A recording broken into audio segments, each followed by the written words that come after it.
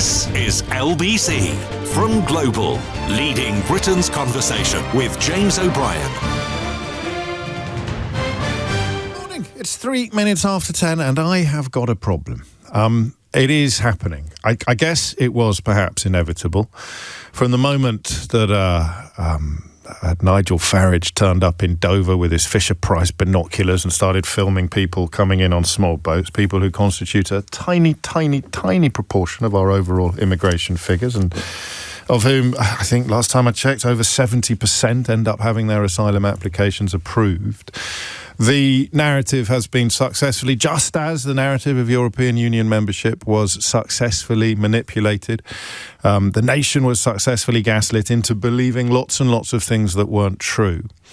And the problem I've got is that I don't know how you deal with it. It's tempting to ignore it, isn't it?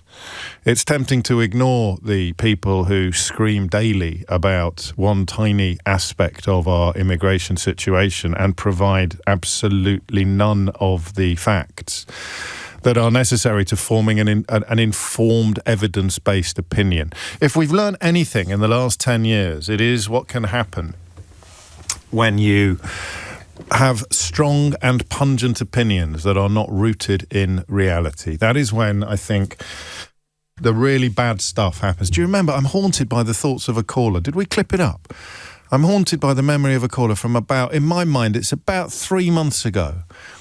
And he said, I've got very strong opinions. And I said, oh, that's interesting. What are they based on? He said, it's not my job to base them on something. Do you remember that? I can't quite remember it. I think he speaks for a huge swathe of the population, and I don't know what to do about it. I mean, for an easy life, we could just ignore it, couldn't we? Together, you and I. There's plenty of other people on LBC who'll be wanging on about it forever. Again, possibly contributing to the problem that I'm about to describe to you rather than seeking to solve it. But do you surrender? Do you give up? Do you roll over? Do you choose the easier life? Because that way, madness lies. You ignore the facts and you leave the field free for the people who deliberately warp understanding and deliberately gaslight nations, then the really bad stuff happens. Have you seen the figures for Brexit? It's quite an apt moment, actually, to remind you of what happens when people actually get to see the rabbit, when people actually get to unwrap the box that has been placed under their Christmas tree by the likes of Boris Johnson and his mates. You actually get to see what's inside it, and support for not being in the European Union anymore plummets to, I think, about a third. And that is the problem I've got this morning. I don't know that there'll ever be an equivalent for immigration facts, immigration figures. And I know, listen, it's a really fertile ground to scream fear, to explain. Some people have even let the mask slip on occasion and revealed that they are in the business of selling fear, of scaring people regardless of the facts. But it sells newspapers. It brings in television audiences. It brings in radio audiences. Not the biggest, of course. That's us. But it does nonetheless bring in radio audiences. It delivers a frisson that you can't really deliver with the facts. How many times have I said to you that the queue for the ghost train will always be 100 times longer than the queue for the weight machine, the speak your weight machine? And it just is. It just is. Some people know it.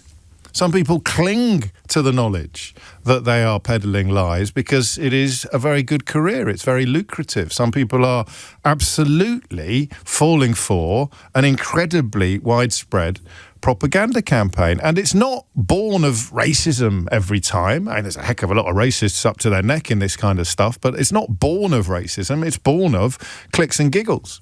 That gets a bigger following. That gets a bigger response. Everybody's poring over numbers. It used to be circulation figures. Now it's going to be online activity. What's getting the biggest responses? What's getting the biggest numbers? We're an unfashionable bunch on this programme, is that we always speak our minds and shoot from the hip and hope that things prove popular. What we don't do is have a look at what's popular and then seek to emulate or repeat it. But that is a position of privilege. I've been here for a very long time. And what has drawn my attention this morning is this. I'll give you this juxtaposition of headlines in Rupert Murdoch's Times newspaper. Half of Britons back ending immigration and deporting recent arrivals. That's the news story, okay? And it's true. Let's be under no illusions about that. That is true. Half of Britons back ending immigration and deporting recent arrivals, okay? If it's a headline that you don't like and it's based upon polling, you can, of course, say, well, no one asked me, or how can they possibly get a valid response from a sample of X thousand people? That the science of polling is fairly well established.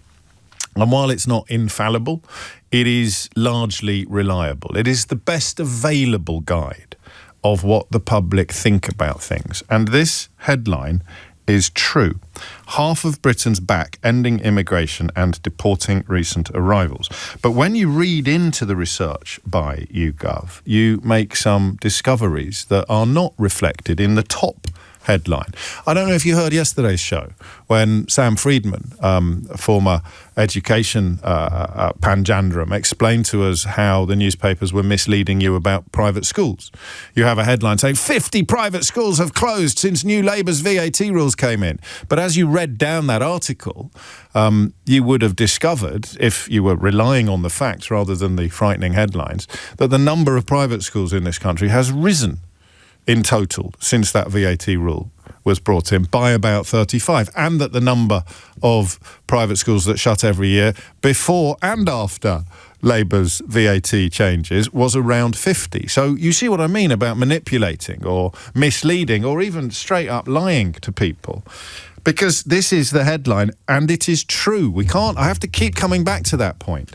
Half of Britons back ending immigration and deporting recent arrivals. And then you read into the second bit. The research also suggests that the public is misinformed about the nature of migration to the UK, with many overestimating the proportion coming illegally. Now, I mean, even I, as someone who does this stuff for a living, albeit that I find it hard to zone in on this particular issue every single day in a way that people who are peddling perhaps the propaganda that creates this misinformation and creates this misunderstanding seem to relish. It's a simple misconception of scale. Over nearly half, 47% of respondents believe that the immigration to the UK is primarily illegal rather than legal. So you've got half of the population, almost enough to win a referendum, who believe that people here illegally, and remember that is a challengeable phrase because it's only relatively recently that we've started describing refugees and asylum seekers who can only come here via irregular routes, i.e. by crossing the channel in small boats, as illegals. There is a technical defence of the use of that word, but there's no moral defence of it. It is the only way that a genuine refugee or asylum seeker can make their way to the UK. So we find ourselves in this absolutely ludicrous situation where people being described as illegal up until the point that their asylum application has actually been processed, at which point they become entirely legal. How many people even understand that simple nuance, that simple wrinkle? So about half of the public believes illegal immigration, whatever they think that means, is much higher than legal. It's about 4%. I'm going to say that again. I'm not suggesting that you need to be absolutely comfortable with that figure or that it's good news. It doesn't bother me particularly, but I fully accept that if you are absolutely outraged by the prospect of people in this country who've come via irregular routes, then 4% is far too high. But how the hell does half of the country end up thinking that 4% is more than 96? So 96% of people who have arrived in this country in the year to March arrived regularly or legally. 4% arrived irregularly, or if you prefer, illegally. Listen, I don't think there's much point me talking to you if you just want to poo-poo the numbers. That's fine. I get it. You have to carry on believing whatever it is that you want to believe, regardless of the facts and evidence. But take some comfort from the fact that newspapers, including Rupert Murdoch's Times, choose to report this under the headline, half of Britons back-ending immigration and deporting recent arrivals, because that's made to make you feel better about the fact that you're being lied to, or at least, at the very, very least, you're being hideously misled. But that headline is designed to make you feel better because there are people at the Times who have been, shall we say, complicit in the process of gaslighting an entire population. I can't believe the numbers. 4%. 4%. People have been persuaded that 4% is bigger than 96%. And of that 4%, about 86% of 4% arrived via the small boats. So it is a large percentage of a tiny fraction that have informed almost all of the discourse, both in public and in the media, about the issue of immigration that I can remember seeing since he turned up in Dover with his Fisher-Price binoculars and his determination to find something else to scare people rigid with as Brexit began to fall apart. It's extraordinary, right? And, of course, he's just one man, albeit he's a man who does occasionally tell you the truth. Anyone that thinks politics isn't about sales doesn't understand politics. You know, it is about sales, of course it is. It's about selling ideas. It's about selling ideas, it's about selling hope, it's about sometimes selling fear. I mean, they're the things that make politics work. Just caught himself there, didn't he? Because you could hear him swallowing the word fear. He thought, oh, rats, I've said it out loud. Have another listen to that and then listen for the swallow towards the end. Anyone that thinks politics isn't about sales doesn't understand politics. You know, it is about sales, of course it is. It's about selling ideas. It's about selling ideas, it's about selling hope, it's about sometimes selling fear. I mean, they're the things that make politics work. No mention of facts, no mention of statistics, no mention of numbers, no mention of honesty, decency, improvement to people's lives. It's all about sales. It's all about hope. It's not, though, is it? It's all about fear. How do you frighten people? Does the truth matter? Of course it doesn't. 47% of respondents believe that there is way more illegal immigration than legal, when the real figure is 96% versus 4%. That is the mark of a failed state almost, isn't it? I saw a message this morning pointing out or describing this as a huge failure of the political class and a huge failure of the media. And it occurred to me as I read those words that it was actually a huge success. Huge swathes of the political class, including that fella. That was a clip from a documentary called Nigel Farage, The Man Who Made Brexit, which was originally broadcast on Channel 4 in 2020, although, of course, he's successfully managing to wash his hands of responsibility for that debacle now, even as, to return to some statistics, the number of people who support it has plummeted. And the media class have contributed to this almost unbelievable, what are you going to call it, a knowledge gap? I like the phrase contempt for the con men, compassion for the con. You know that I do, and I will cling to it until my dying day. I'll cling to it until my dying day, because I watch it happen on a daily basis. I watch it happen in real time. I listen to it happen. The effort put into persuading people of things that aren't true. Just a tiny example, that private school story yesterday. And a lot of the time, the people doing it don't even know that they're doing it. It's a bit like asking a leopard to change its spots, if you like. But this is serious. We've seen what happens when we let these liars and charlatans hold the floor, hold the room. We end up leaving the biggest single market in the history of humanity and sailing solo into an uncertain and increasingly dangerous world. And it's happening again. And there is no more powerful proof than the fact that the public believe things that are absurdly untrue. I mean, monumentally untrue, almost unbelievably untrue. And those are the people that want to see the mass deportations, and those are the people that want to see the cessation of all immigration, and those are the people who are, if you like, the sons and daughters of Brexit, the grandsons and granddaughters of Brexit. They've moved on from wrecking the country as a consequence of one massive lie perpetrated on them by people who flee the scene of the crime before the flames have even died down, onto the next massive lie, which is here, which we are now seeing the evidence of. We are seeing the evidence of what happens when people are fed an unleavened diet of misinformation and or propaganda. They end up believing things that are catastrophically untrue. And it is what people believe. And it's scary, right? I mean, that's why sometimes I wonder whether we should be talking about this stuff more. The more poison is being injected into the bloodstream of a population, surely those of us in the business of providing antidotes should be working ever harder. But how do you deal with this? How do you address this? How the heck do you address the fact that a third of the population believe the number of illegal migrants entering the UK is, quotes, much higher, end quotes, than the number of legal migrants? The numbers are completely contradictory of the claims. How do you deal with it? So there are two questions, okay? 0345 6060 973 are the numbers that you need. And don't shoot the messenger. If you're desperate to believe that this problem is much bigger than it really is and you don't want to be comforted or informed, then that's absolutely fine. But you're listening to the wrong radio programme. Loads of places you can go to have your prejudices inflamed now on a daily basis. This just isn't one of them. Because the question I've got is this, and you might think the answers to this are obvious, but they're not. How has this happened? 0345 6060 973. Have we learned nothing from Brexit? Did Magna Carta die for nothing? How has this happened?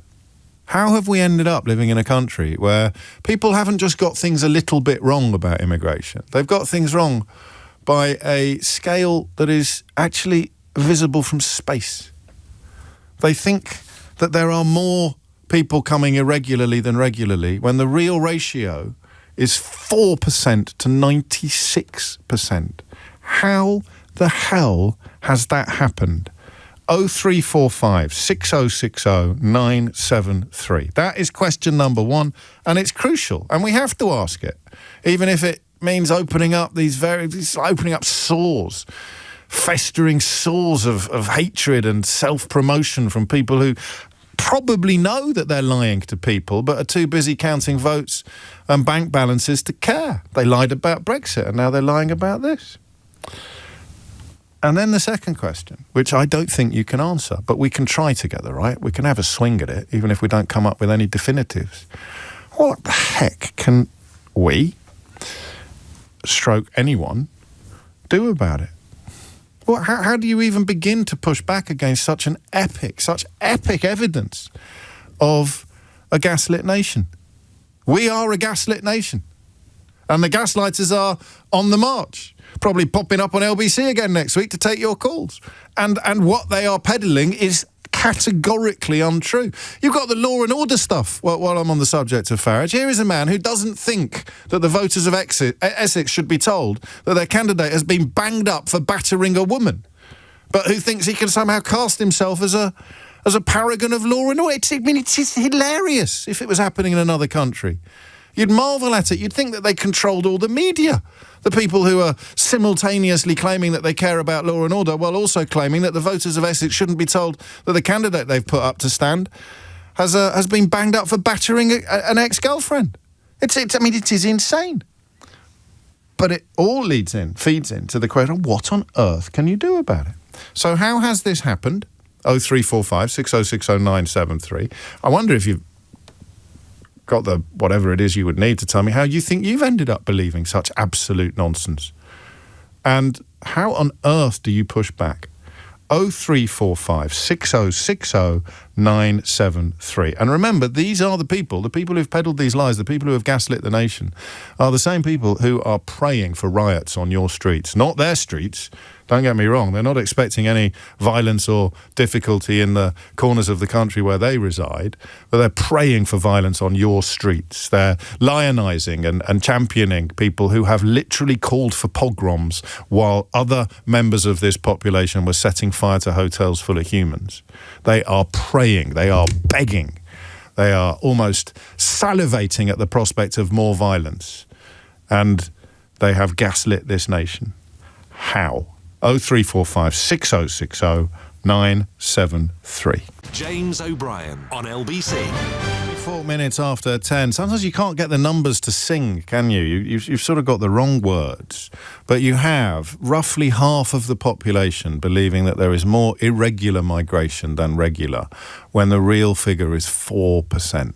So they think that a number that is around, let us say, 50%, say 500,000, is in reality 4%, say 44,000. How has that, it's the scale of the lie that I'm fascinated by. How has something so hideously and obviously false ended up being believed by so many of us? And I say us, I don't believe it. Slightly taken aback by the number of people that did. But you know people who believe this. You may be one of them. How has this happened? Phil's in Sandbach. Phil, what would you like to say? Hi, there's a couple of points I wanted to make. You said, firstly, you said kind of, do we ignore it for an easy life?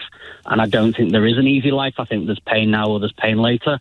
So I think that we actually need to address it because the pain later will be more significant.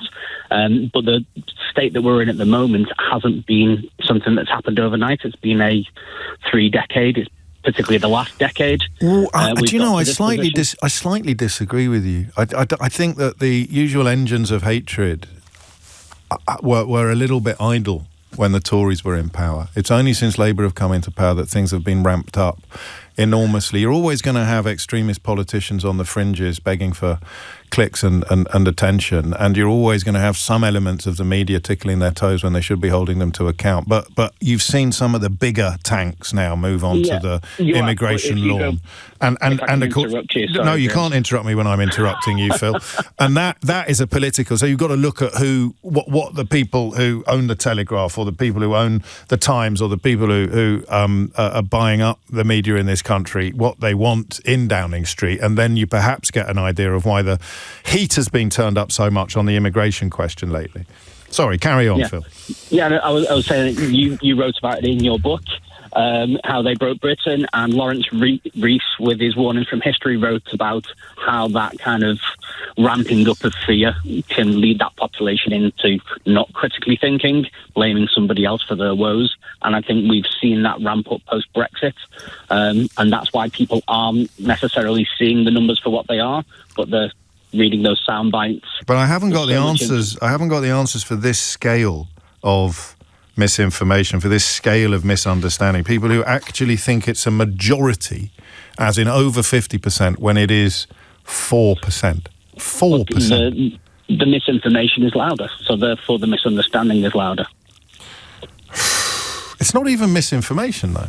So, you know, they count the number of boats that have crossed the Channel this year, and the figure that they provide you with is accurate. But people don't know, somehow, the overall figures, or they don't know the proportion of the overall... They don't read past the headline. But they will do on some days. I'm not being a devil's advocate here. I'm genuinely being curious. 948,000. You know that headline, once a year, you'll get the usual suspects having an embolism about the overall numbers, even as they are now coming down quite by quite big figures, quite big margins. They are now going to come down, partly because of changes to our legislation, and partly because, of course, of Ukraine and Hong Kong and Afghanistan and other slightly anomalous world events. But they know that. So, you know, once a year they are invited to have a fit of the vapours about the overall numbers, and once a day they're invited to have a fit of the vapours about this tiny proportion of the overall numbers. And it's very hard for me to phrase this question without sounding condescending. How can they not join those two dots together, Phil? Well, I think there's just too much information there. So do people actually take the time to understand what the actual facts are? Do they just read the headline and go, actually, that meets my worldview, I don't like foreign people, and therefore I'll just accept that, it confirms my bias, and therefore I'll just run with it? I'm a little bit more generous than you are, Phil. I know that the people in that category exist, and they, for example, now almost have successfully subsumed the whole of Twitter, judging by some of the abuse sent to Rishi Sunak over the weekend. But I don't think a lot of the people, even up to and including some of the people turning up outside asylum accommodation in Epping, hate foreigners. I really don't. Something else has happened. Something, I don't know, is it subtler or is it crasser? It's different from what you describe. And you're kind to mention my book, but I don't have answers to the questions that I'm asking today. Not on this kind of scale. So if you look at Brexit, 52% of the electorate were persuaded of things that weren't true. Okay? I know some people are still a little bit uncomfortable with that analysis, but, time will tell. History will eventually reduce the people who thought it was a good idea into single figures. That's just as inevitable as the tide coming in tomorrow or today. But that was 52-48. So you've got a relatively tight squeak. And the engines of misinformation and lies, which were, of course, largely as well driven by some racist elements, prevailed by a whisker. How do you end up believing that a figure that stands at 4% is actually 52 or 60 or 70%? That's the bit the sheer scale of the misinformation in this very specific case. And, of course, the question of what we can do about it is something that we need to turn our attention to as well. Here's Thomas Watts with your headlines. James O'Brien on LBC. I mean, some of the stats here are quite well established. Perhaps I shouldn't have been as shocked by them as I actually am, but they're worth revisiting. Tax Policy Associates did some research into this not long ago, looking at what everybody thinks the government spends the most money from tax on. And after the NHS, for many voters, particularly right-leaning voters, spending on migrants and asylum seekers was the highest. Not quite among Labour voters, but they weren't that far behind. Whereas in reality, you spend more on, this is in 2023, health, state pensions, local government, social security, education, debt interest, defence, transport, DESNZ, overseas aid, that's come down since, childcare, asylum and migrants, and then the cost of MPs is the only thing on this graph that's actually lower. So the other question I've got for you is, and this might sound a little bit odd, I want you to remind me why it's really dangerous that so many people believe these lies. So many people believe this propaganda. So much of the population has been gaslit. Why is it dangerous? The obvious answer is things like riots. But a lot of the people who turn up at those events would turn up at any invitation to cause trouble. Why is it dangerous that our population has been so spectacularly misled about the realities of immigration? What are the people doing the mislead? There are two questions. Why is it dangerous? And what are the people doing the misleading? Hoping for 0345 6060973. Could be that the same answer applies to both questions. Siobhan's in Gravesend. Siobhan, what would you like to say? Hi there. Nice to speak to you again, James. Likewise. What I don't understand is why there's not more pushback from our government. There's just no pushback. I see a lot of Nigel Farage and his cronies just talking absolute baloney. Yes, that's what I was looking for. And there's no pushback. You know, the statistics, when they're talking about young girls and women being attacked, they're not talking about the scale of domestic violence there is in this country. They're not. Farage doesn't believe that voters should be told if one of the candidates for his own party has been incarcerated for beating up an ex-girlfriend. He doesn't think that should be revealed to voters. No. So I don't quite understand what his concern in that area is. But you're right. I haven't heard anybody put that point to him. That very simple point. And 2 out of 5 of the protesters last year at the riots had convictions for some kind of domestic violence. 40% had been reported for domestic violence. So, so we know that that's not true. Why does it work so well? Well, we've got no pushback. I mean, really, to sum it up, I read something wonderful the other day that I had to screenshot. Yeah. The Tories gave millions of pounds to Michelle Mone for some, at best, highly... There is. I think they're illegal. There are legal wheels turning at the moment, so I don't know that I'm not confident enough to let you carry on reading that out. It's not in any... I'm sure it's me being overcautious, Siobhan, but better to be overcautious than undercautious. What does pushback look like? Let me lead you down that road instead. I'm just saying, well, rich people, perhaps on the right wing, will buy yachts, and what I'm saying is we're worrying about the wrong people on boats. Yes, and why can you see it so clearly, and yet other perfectly pleasant people are persuaded of the polar opposite? 0345 60060973. It's funny how people struggle. Thank you, Siobhan. And again, I say I was being overcautious rather than undercautious, so don't in any way feel that I was casting aspersions upon your authenticity. The simple question of scale it opens up the door to the question of why. So I'm interested in why people fall for it. It might be worth reminding ourselves of why people do it, you know? Why people do it. People who, for example, do what I do for a living can access exactly the same statistics that I can access. I can sit here and say, I'm going to dedicate an hour of my show every day for the next 6 weeks to 4%. 4% of people coming into this country in total. I'm going to pretend that that the irregularity or the illegality is a much, much bigger problem than it actually is. I'm going to dedicate hours and hours and hours to talking about the 4%. I'm not going to mention that of that 4%, about 70% of them will turn out to have genuine asylum claims. I'm not going to mention any of that. I'm just going to keep wanging on about 4% so that you end up thinking that that 4% actually represents a majority. Why do they do it? Chris is in Brighton. Chris, what would you like to say? Good morning, James. Yeah, I was really just echoing exactly what you were saying in your last sentence there, is that broadcasting companies and the printed press are constantly wanging on about it. It's the amount of coverage that is swamping every other argument. And, I mean, you might as well... Why do they do it, then? Why do they do it? They do it because they know that it gets listeners, and it gets listeners because it creates conflict. But I've got more. Let's not make it about me. I've got more listeners. No, I'm not making it about you. I know you're not. I am, and then I'm pretending that I'm not, because that's what you're supposed to do when you're being incredibly conceited. I've got more listeners than all of them.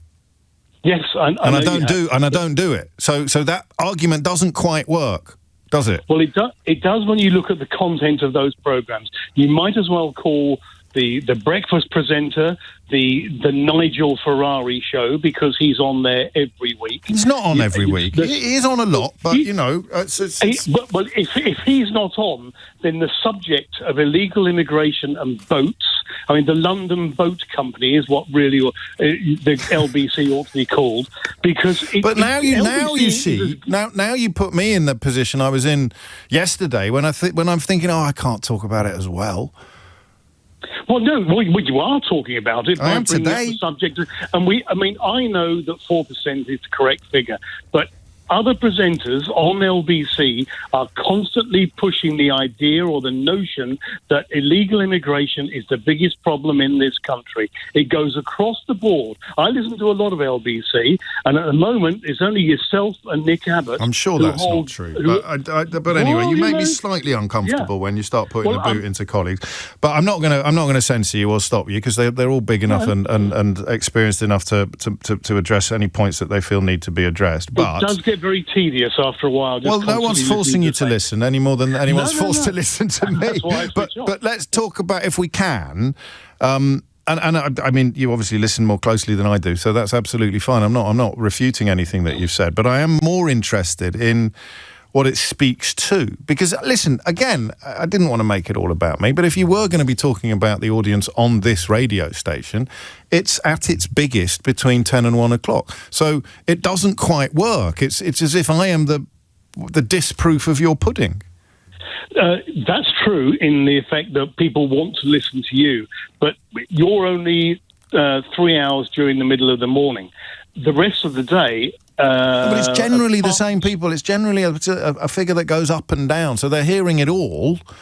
And you're pushing me very close to boasting now, Chris. And you know how uncomfortable I am boasting. So let's talk instead about the listener. Why does the listener not join those two dots together? The dot of 4% and the dot of 96%, that being the real figure. And then when they see that once a year, when they're encouraged to get furious about the overall numbers, they don't actually see the contradiction contained with those two invitations to be furious. Get furious about the overall numbers, but also get furious about a tiny proportion of the overall numbers that no one ever points out to you. Why does that work? Because they don't hear about the 4%. Okay. They're not being told about the 4% in any way, shape, or form. It's constantly it's making it. They're all making it sound as if the 4% is the 96%. They are, aren't they? They are. Yeah, you're right. And I see it in the newspapers. I see it everywhere. And I also think you're being a bit light, and probably only because you haven't had time to swing him as well. Labour are buying into this narrative. Labour are kind of addressing these things as if they are legitimate concerns. I don't remember hearing any member of the cabinet, and they must have these conversations privately, come out and say in terms, why are people obsessing about 4% of an overall figure? I think it's because Labour MPs and people on the left can't get a look in otherwise, unless they start to talk about the 4% in a different way. They can't get a look in. How? And I don't know that people outside the industry can answer this question, but getting a massive monstering on social media can be a tool of intimidation for politicians, I'm thinking now, not so much for other members of the media. So, the idea that if you were to actually start telling the truth about stuff, then by lunchtime on Elon Musk's platform, you would quite possibly be receiving death threats. Yeah. That might make people quiet. And it comes down to the old thing saying, well, you can't out Farage. It's not just him, mate. It's not just him anymore. Oh, no, I know it's not, but he's the leader of the pack. Yeah, and still, of course, not being held in any way responsible for the last disaster that he sold the country off the back of decades of lies and misinformation. Mark is messaging me to say, I think you're missing the point, James. People are worried about the overall amount of people coming, legal or otherwise. I'm not missing the point, Mark. I fully understand that people like you hate all foreigners, whether they're coming here legally or illegally. But what you need is evidence. You need to point to the things that are problematic, and it's unlikely to be the 4% figure that is being held up as the biggest problem facing the nation. 11:15 is the time, and no one yet has had a proper crack at, well, except the rather vague notion of pushing back. No one has had a proper crack at telling us what on earth we can do about it. And listen, this is the nature of commercial media. It is, in some ways, sometimes the tail wags the dog. Oh, that's got a good response, or that's got a big pickup. Let's do more of that.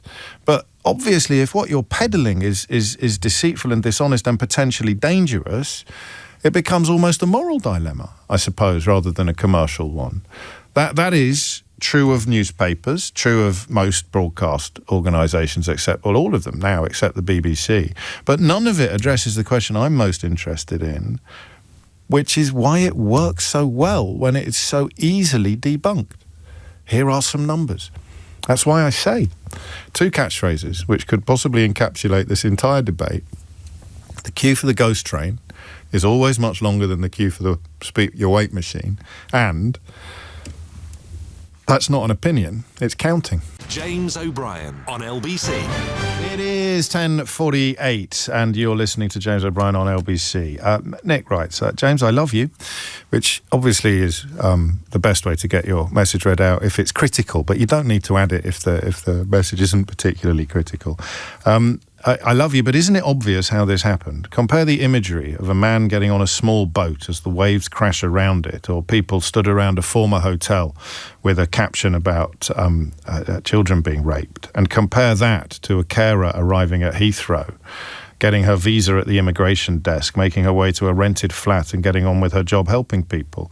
You are going to see a lot more of the former than the latter on Facebook or TikTok. I do wonder whether legacy media, traditional media, plays a much smaller part in these processes now than we members of traditional media, and I include you in that because you're listening to me, than we like to think. I really do. It was still huge for Brexit, but Brexit was nearly 10 years ago.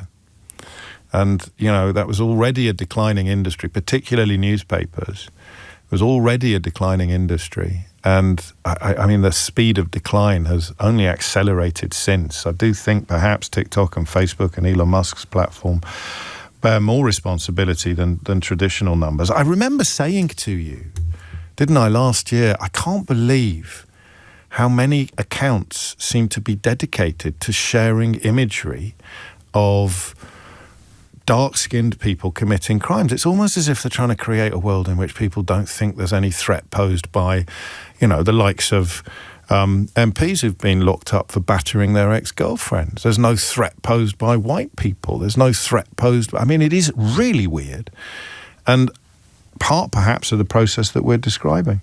I've said it to you before, and I'll say it again. I'm never going to feel differently about a crime when I discover some attributes about the culprit. If I discover that they were really poor, I might be able to reach a little bit more understanding of theft, for example, than if someone was really rich. But a star sign or a nationality, it's never going to change my mind. How can you possibly be more disturbed by a young woman being beaten up by a brown man than you are by a white man? How can you think that the voters of Essex don't deserve to know that the person that you're seeking to put into Parliament on their behalf has been incarcerated in Britain for beating up a British girl and then claim to be some sort of, I don't even know what, but it's all part, I suspect, of the same process, isn't it? Neil writes, you can't do anything about it as long as we remain in this broken political system. Labour won't really tackle it, just as they won't tackle Brexit for fear of upsetting part of their electoral coalition.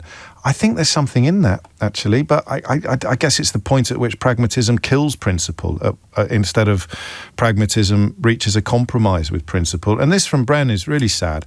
We've just had a Greek family buy the house next door. Lovely family, but the neighbours across the road said to us, I bet they came over on boats and was given that house. They've been living in the UK for 10 years. They've worked and saved up their money and bought their home. I think people count everyone now under this umbrella. I think you're right. Some of my messages this morning would confirm that. Lee is in Coventry. Lee, what would you like to say? Morning, James. Big fan. I won't say I love you because I think my wife's listening. But quite right too. Yeah. No, so that can be our secret. Okay, we'll keep that to ourselves. Thanks very much, mate. Obviously, the first question you ask, why is it happening? I think that might be not obvious, but I think everybody knows why we're all being gaslit, and we're being gaslit because we're simply being trained to see these people as evil and see the immigration as the huge thing to talk about. So that's why it's being done, I think. But can we get political on it? Because there's two things going on. It's often the way that it works, and that could be the simple commercial imperative. It works. We sell more papers when we put that stuff on the front page. 100%. We do this, and I get that. But the change in tone since Labour got in intrigues me as well. And the idea that and they are, albeit that they're nibbling at the edges of inequality. Look at the reaction to the inheritance tax for farmers. Look at the reaction to the VAT on private schools. The mega wealthy are running a tiny, tiny, tiny little bit scared. So they've unleashed the dogs of hell on foreign-born people in this country because it detracts or it distracts or it delivers the things that they want delivered. No, 100%. It is a lot to do with that. But I think more, for me, I always look at it as a foster carer. We do so much training over every year. And we have to reflect and we have to look at things differently. So I think mindset is a big part of this. And I think for me, it is about training. It's about training your mind to look at things a little bit differently. Because even on my feeds, on my social media channels and things like that, it's full of all of this hate. Yeah. And that has really increased over the past 6 to 12 months. A horrendous amount of hate. Since Labour got in. I don't know why that would be. Partly because of Musk buying Twitter and turning it... turning it upside down. Anyway, me too. But you still, some of it seeps through occasionally. This is the point. It everywhere I'm looking. I'm seeing videos of these kind of people throwing bricks at the cameraman, and what you don't see is that the camera people are antagonising these people in the first place. So they're trying to get that clickbait. But so I think for me, it is about training. For my mum, when she was alive, was scammed several times. I look at these things as scams. Yeah. So what I had to do was sit down with Mum and say, right, there is a new way of doing things, Mum. the world has changed. So when you pick up that telephone, the man on the other end is not a kind man anymore. He wants your bank account details. So this is what we must do. You must take his details, his name, his number, put the phone straight down, even if he doesn't want you to, and ring me. So I had to train him up. But that's expensive. That's that's kind of a national fact-checking organisation, isn't it? It is huge. And, of course, the people driving a lot of the hatred, as soon as any efforts are made to limit the hatred, start whining about freedom of speech being compromised. Yes, but also, James, why are people, national companies, national media, why are they allowed to do it? Why are they allowed to... Is it such a fine line that they're actually not doing anything wrong? Because... Well, no, because that's the point I tried to make at the outset of the show, and maybe it's worth reiterating, because I forget sometimes. This headline is accurate. Half of Britons back ending immigration and deporting recent arrivals. So there's nothing you can regulate there. Someone who's reporting that, I could do a phone-in about it. Why do you want to end immigration and deport? I could do a whole hour on that without once mentioning that it is an opinion based on absolute nonsense. And you can't regulate that because it's true. The polling is the story. The polling delivers the news, for want of a better word, that half of Britons back-ending immigration and deporting recent arrivals. If you don't want to ask why that is, you will not discover that it is based upon epic misinformation and misconception. So you can't really regulate. The BBC will do its best to tell the truth. The Times, I don't want to say to their credit because they wrote the headline, but they have to put the facts in the story a few paragraphs down. Other news organisations don't. You could do the private school story from yesterday without mentioning at all that 35 more private schools exist in this country than before Labour brought in their VAT rules. That wouldn't need to be regulated. So there's room for some, if you like, institutional fact-checking, but it's only gonna reach so far, mate. Yeah, well, this is it. So where do we go from here? We have to do our own research, but it boils down to this. Not me personally, but do we really want to? I know certain family members of mine. Yeah. They've been gaslit now. They're sending us messages to say this is happening and this is happening, and I'm now going to vote for a certain party that I never thought I would vote for. And why? This is not a rhetorical question, but it might sound like one to you. Go on. Well, why is that so bad? Do you know what I mean? I know that people now realise voting for Brexit was a mistake, but we've got limitations on what governments can do. I don't mean Farage in particular. I just mean why is it so bad that so many people believe something that is so spectacularly untrue? Just remind me. Why is it so bad? Yeah. It's because, for me anyway, you lose that person's identity when they start believing things that are untrue. They start to become so focused on mistruths and things that just are and then not anything real. Goes, and then you end up with measles outbreaks, and an anti-vax activist running the health service. There we are. So ultimately, it starts at the gate. Once the gates are open, that person becomes someone completely different. And we know family members fell out during Brexit. Ultimately, hopefully, those fallouts are over now. But they're starting something else. And how do you tell the difference, finally? This is maybe another phone-in. How do you tell the difference between... Because you know these people, you love them, they're good people, and they are a consequence of the diet that they have followed, or the diet that they have been fed. How do you tell the difference between them and the kind of... like the occasional messenger I will get, who obviously loves the racial tension that is building, the kind of people that really, really hate... I mean, racism is real. They just hate people who aren't like them. And they might make an exception for their GP, but some, of course, don't even do that. How do you tell the difference now when so many people have been gaslit between the gaslit and the gross? You don't, unfortunately, James. You really cannot. They are all now wearing the same hat. It just depends when they decide to take their hat off. Beautifully put, Lee. Thank you. And thank you for the work that you do in fostering as well. It is coming up to 11 o'clock. You are listening to James O'Brien on LBC. I'm in the mood to continue this conversation. It's often the way with the things that I am wary of doing, because they don't make me feel wonderful in the prospect, like before we... But anyway, we'll find out, because there's a lot of other stuff in the news as well, including one of my all-time favourite subjects, which is definitely not for 11 o'clock, but might be for 12 o'clock.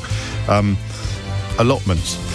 You are listening to James O'Brien on LBC, where the question of how on earth the population can have ended up believing so many untrue things about what remains the biggest issue of the moment has perhaps become a little clearer, but the question of what we can do about it, of course, remains. James O'Brien on LBC. It is 11:04. You are listening to James O'Brien on LBC, and a couple of things that popped up in the last hour but propel me into the next hour with similar territory. I also want to catch up with situation in Ukraine, and there's a report in one Russian tabloid this morning that Donald Trump and Vladimir Putin are on a collision course. I mean, of course, you think our media's bad. The idea of taking anything that you will read in populist Russian media as true or reliable is extremely risky, but we can speak to somebody who is honest and reliable about these issues, and we will do so in this hour. Some of the suggestions coming in are good. A fact-checking show once a week. I kind of like to think I do that anyway, Colin, even if it's not formalised, and suggesting that some people are doing good stuff. Gary's Economics suggesting you fight these people at their own game, but with facts, something that perhaps we've tried to do here over the years. But I'm trying to zone in on what the crucial question is. And listen, I've got quite a few callers waiting to talk about stuff we were talking about in the last hour, so don't expect them to immediately answer the question that I'm about to ask. What does your mum say when you tell her? What will happen? Because you will have an experience of something similar. And this is actually a question that was inspired by Lee in Coventry a moment ago, for whom an awful lot of love is coming in, if you're still listening, Lee. What will happen when you tell someone the truth? So you've got someone in your life, whether, in person, face-to-face, sitting on the sofa together tonight watching the telly, or someone that you like and have known for years and you're still in touch on Facebook, even though they post some occasionally quite strange things, or people you really just know extremely well who have gone down this path. And remember, it's not a rabbit hole as such, because I keep coming back to the fact that this headline is true. Half of Britons do back ending immigration and deporting recent arrivals. It's only when you ask them why that you discover they believe things that are massively untrue, massively false. So here's a question I can't answer. What would your mum say, or your Uncle Keith, or your brother, when you tell them this? So you know someone who probably believes, you may not have actually nailed it down, but they believe that illegal immigration is considerably greater than the 4% it actually represents. And if you're just tuning in, we've been over the difficulties of even using the phrase illegal immigration, of course, to describe asylum seekers and refugees. But that ship sailed, if you'd pardon the pun, under the last government, and the current government has done nothing to send it back to port. You know people who believe that, well, like our message, Bren, a Greek family moving over the road and his neighbours think they've arrived on the boats and been given a house for free. You know people who believe this stuff. One of the people who replied to the message I saw this morning that alerted me to this research wrote something quite, I don't know if depressing is quite the right word, but it certainly stopped me in my tracks. The idea that there's actually nothing you can do, that even if you were to put up billboards with the facts on them, if we were to put up a billboard in every street corner, would any of it make any difference? And I thought, I don't know people really in that category except at work. I mean, would it actually make any difference at all? And the way to answer that is to wonder what would happen in your life if you were to share these facts with someone on the wrong side of reality. What would work? I used to get lovely messages. It died down a bit after Brexit from people who were kind enough to suggest that we'd helped, that I'd helped. What would happen when you say to your mum or your son, I don't want to make it too generational, that you do know that only 4% of the people who came here last year came via irregular routes. And the figure for people who came via small boats is even smaller. You do know that when we have a conversation about immigration, we are ignoring the 96% who came here entirely above board. We are allowing... Can you think of anything else where the entire conversation would be dominated by 4% of a phenomenon? What happens when you point that out? 0345 60973 is the number you need. We're also continuing to look at the questions of how this has happened and whether or not... I hate this phraseology, but whether or not we can actually do anything about it. And it cuts both ways. I don't know how much is tail and how much is dog. The bleak truth is that the Tory press, at least its popular commercial manifestations, takes its views as much from its readers as it does from any ideological purpose, and often much more so. So they're seeing the algorithms. They're seeing how these accounts that are pretty much providing undiluted racism perform, and they're thinking, well, we'll get a little bit of that action. But again, I don't know how relevant the traditional press is in this process anymore. Thomas is in Wood Green. Thomas, what would you like to say? Hi, James. Hello. I'm just sort of phoning up about this idea of maybe what we can do to push back against it. And who was the guy from Coventry? Lee, right. So I was really interested in what he said about talking to his mum about scams, right? Yeah. Because actually... what I'm going to talk about is maths. It's a bit boring, right? But the thing is that because we've got this culture where people often are quite shy or lots of people necessarily struggle with maths. I wasn't great at maths at school. Sure. And then I decided I wanted to become a scientist, which was a problem because there's a lot of maths when you become a scientist. So I'm a geologist, right? Now, so the thing is that in order to do the science I do, I've had to learn some mathematical techniques to understand what I do, right? I'm not suggesting everyone needs to understand this, right? But in our day-to-day lives, a better understanding of some maths would help us. So what I'm getting at here is sort of what I was saying earlier to your producer was, when politicians want to make something sound really, really big, they will talk in absolute figures. You know, oh, we're putting 3 billion into the NHS here, right? Or we're doing, or there are hundreds of thousands of immigrants coming, blah, blah, blah, blah, blah. And these numbers always sound huge and very, very frightening. And obviously, because the person delivering that message has a choice about how they're going to package it for you. So if you're not necessarily naturally of the mind to stop and think, okay, well, what is 3 billion as a percentage of the NHS budget? Yeah. Right? Which is a thought that to some people... it's such a powerful tabloid tool as well, because this number looks huge until you see it in the context of all the money. Yeah, and the thing is, to some people, that question will very quickly come to their mind if they're used to thinking about data, if they're used to thinking about how data is presented, right? So especially if you work in a sort of, sorry to like Ponzi, or more academic area where you're used to looking at data being presented to you. You're used to thinking, right, okay, they've presented this graph in that way. What reasons have they presented that graph, etc.? Now, what I've also noticed in recent years is with the rise of TikTok, with the rise of social media, I think the general population are being presented by data much more than they were in the past, right? So, someone will, a kind of Farageist TikToker will be flashing bar graphs at you, line graphs at you. Oh, really? These sorts of graphs. Like fake statistics or heavily manipulated statistics which are correct, but are presented in a way like the headline, half of them... Britons back-ending immigration and deporting recent arrivals. You see, you're right. Half of Britons agree with you. Yes, yeah, exactly. See, so it's a choice. So what I would say is a bit like kind of Lee in Coventry was sort of saying, talking to his nan about scams.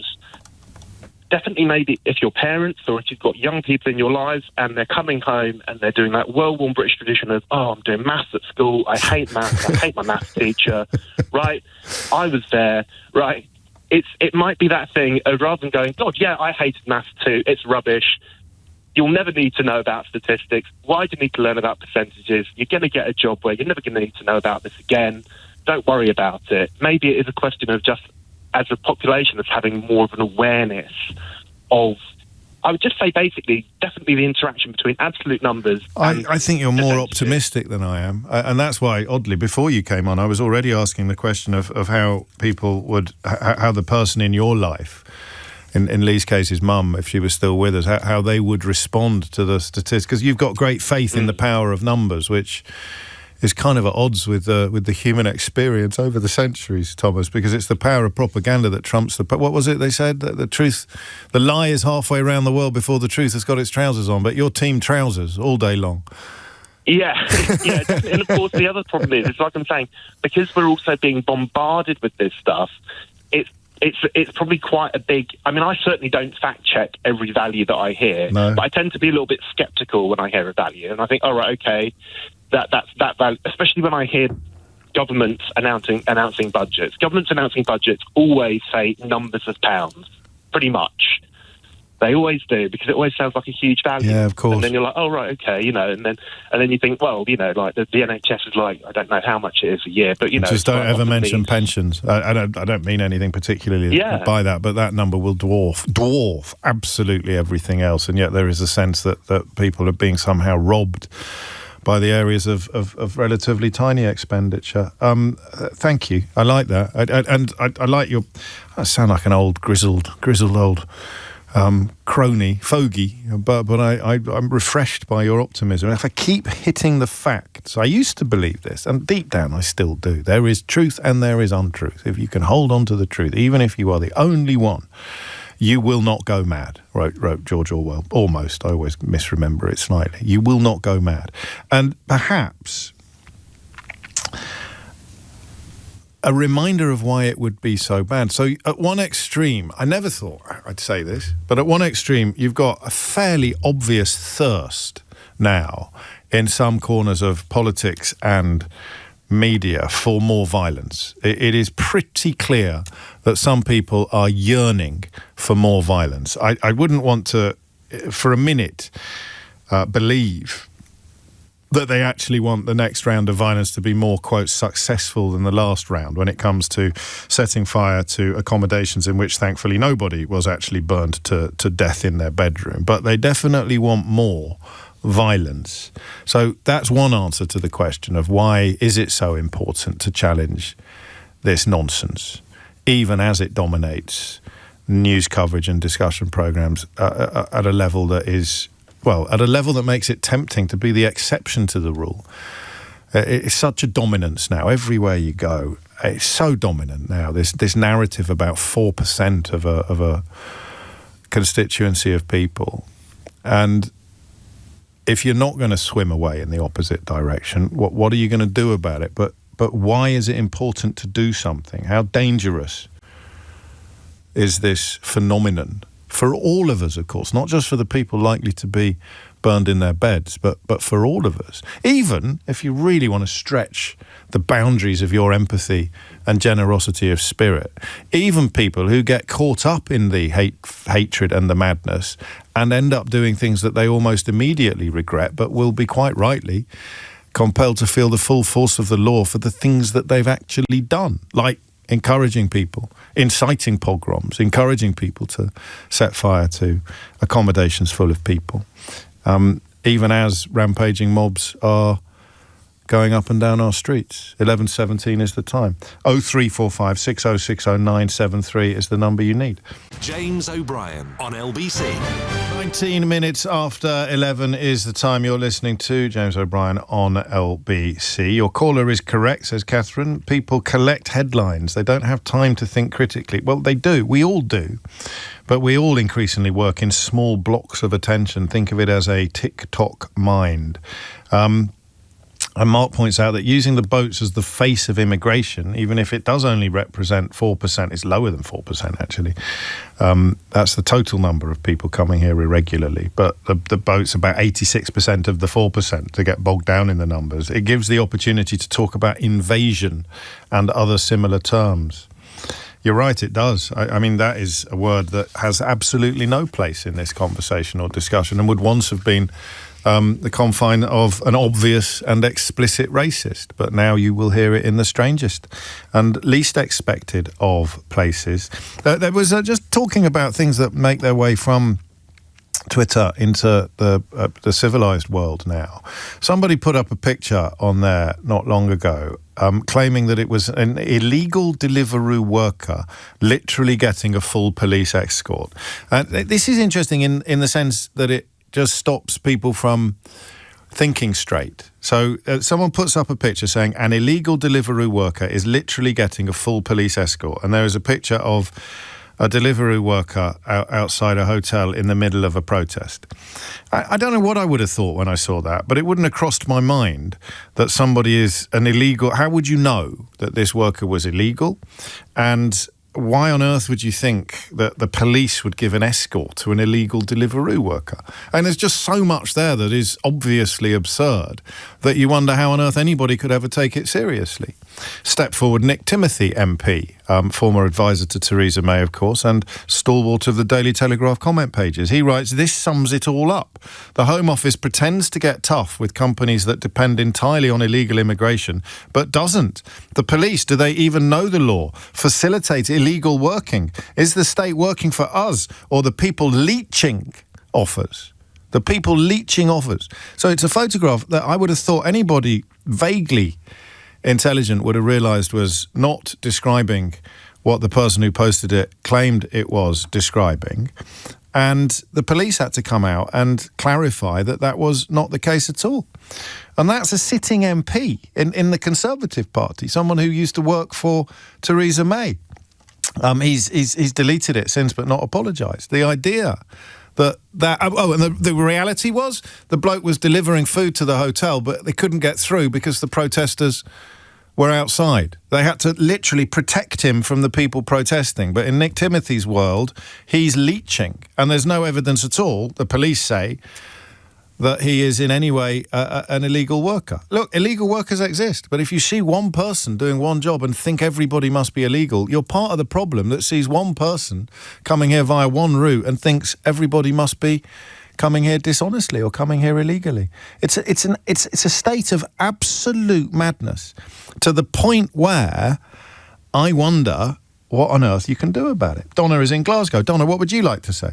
Hi, I just wanted to talk about, why people think it's more than 4% or it's the majority of the immigration. So just putting that in perspective, I live in Glasgow, I live in the East End, and if you believe Farage and his pals, then there's at least 5 migrant hotels in Glasgow with about 500 fighting age men, make it as sensational as possible. So therefore, me, this wee middle-aged white woman in the middle of Glasgow, I should be terrified, right?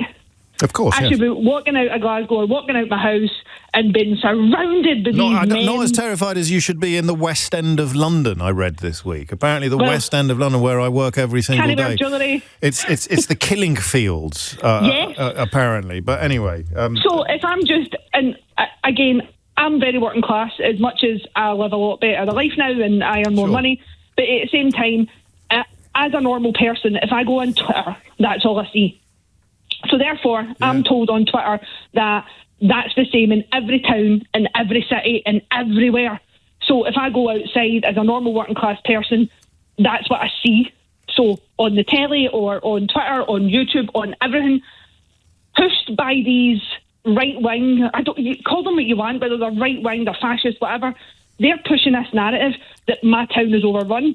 Putting this into perspective, I live in a street of around 200 houses. It's working class. Some are bought, some are rented. We've only got one non-white family in my whole street.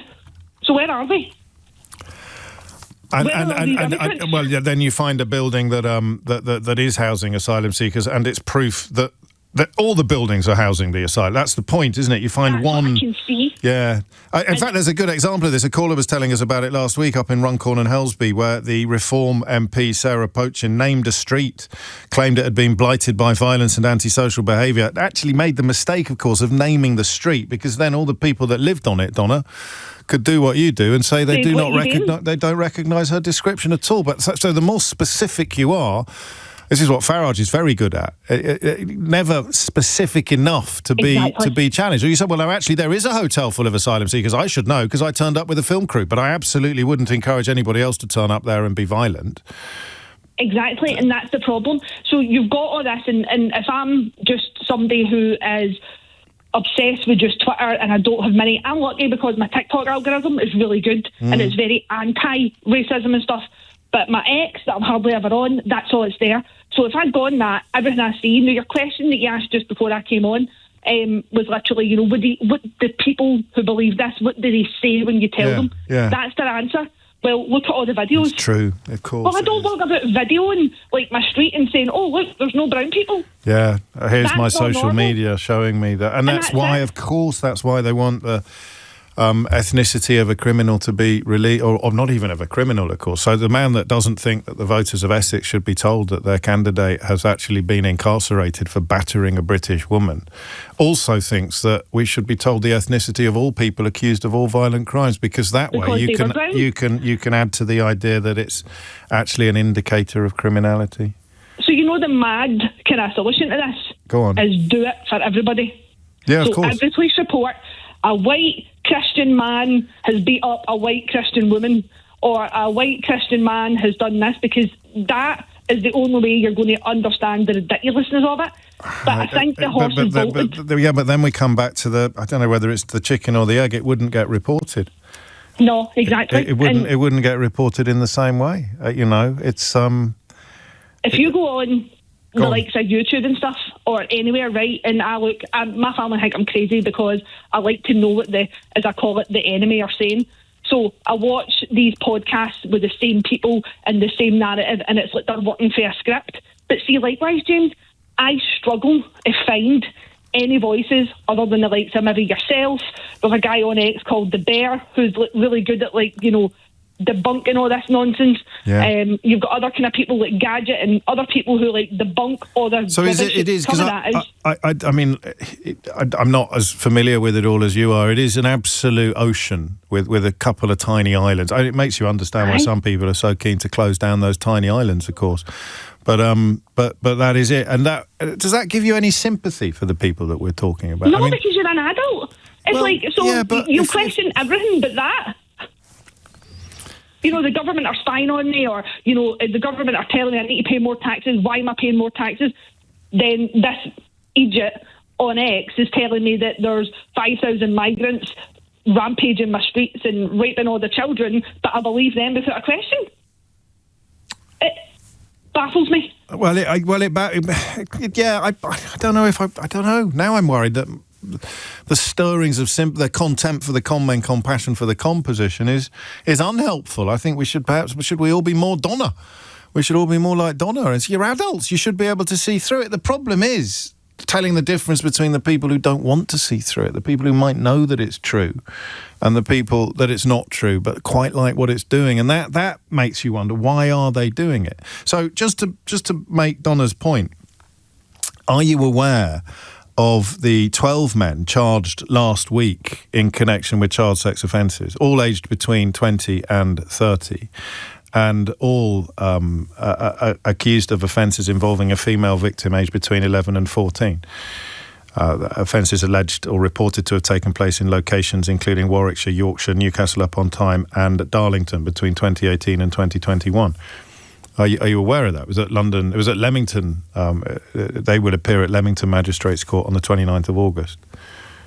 Yeah. So there's a really good account, and I can't remember her name. And she's... But I mean, my average listener won't. They won't know about that, and I know you do. I didn't realise you were still on the line there. Actually, I was watching the news headlines coming up on the horizon, and I will leave everybody listening to wonder why, because it's a live case. So I don't want to talk about it any further.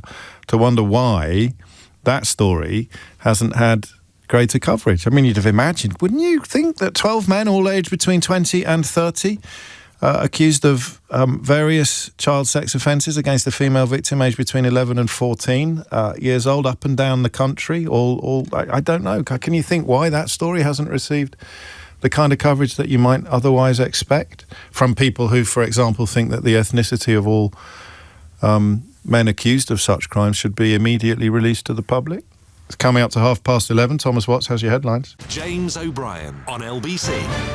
8:32 is the time. You're listening to James O'Brien on LBC, where we cast our net rather further afield now and return to the question of what on earth is going on between Russia and Ukraine, or more pertinently, between Vladimir Putin and Donald Trump. A popular Russian newspaper reports this morning that they are on a collision course. In fact, that's the phrase they use. A head-on collision seems unavoidable. You'll understand I'm reading it in translation because I don't, as Peter Cook might have said, I don't have the Russian to read Moskovsky Komsomolets in the original language, but the Trump locomotive and the Putin locomotive are speeding towards each other, and neither is about to turn off or stop and reverse. Anne Applebaum is a columnist for The Atlantic and a senior fellow at Johns Hopkins University. She's also, as you know, because she came on this programme to talk about it, the author of Autocracy Inc. and a keen follower of these movements and these events. I mean, first of all, Anne, I suppose, how significant is it that this would be reported in Russia, where, of course, the media is far from free? Well, the Russian media has been reporting hysterical things about Trump, both good and bad, since he was elected. I think the day of his election or the day after, they put naked photographs of Melania on television. Periodically, they threaten to use nuclear weapons. Sometimes they make fun of him. I mean, I'm not sure I would read too much into this one article, except that, maybe it's in somebody's interest in some part of the Russian administration to make it sound like there's some kind of conflict coming. And how significant is the shift in tone from Donald Trump on Vladimir Putin? Because one of the few things you could say about him in the last administration and for much of the first few months in this administration was that he wouldn't do anything or say anything that was likely to upset Putin. And that is no longer the case, is it? Well, it's a little bit odd because on the one hand, he's now saying some more inflammatory things. On the other hand, in practice, the U.S. has been slowly lifting sanctions because a sanctions regime requires that you continue to follow the way the money is going and the way trade is going. And the Trump administration hasn't been doing that. Trump administration has continued to put cuts on Russian independent media that used to be supported with U.S. money. There's still unclear relationships between the U.S. and Ukraine, and Trump doesn't make noises about supporting Ukraine fully to the end, to win the war and so on, the way Biden once did. So, he's also, I should say, he's given a lot of different deadlines. Actually, there's one this week, I think August the 8th was the latest deadline when there had to be some kind of decision. So I'm not sure. It was supposed to end on day one, just to remind deadline fans. Yeah. That was the original claim. Yeah. I mean, he keeps shifting around. So I'm not sure that from Moscow's point of view, this necessarily looks like anything that's all that different. I mean, right now, it still amounts to threats and language. There does seem to be some kind of business negotiations that are happening, and there are people around Trump who seem to want to do business deals with Moscow. And I hear a lot about it. I can't prove any of it. And so I don't want to name any names, but I know lots of people are trying to get to the bottom of that. And I'm sure that's going on.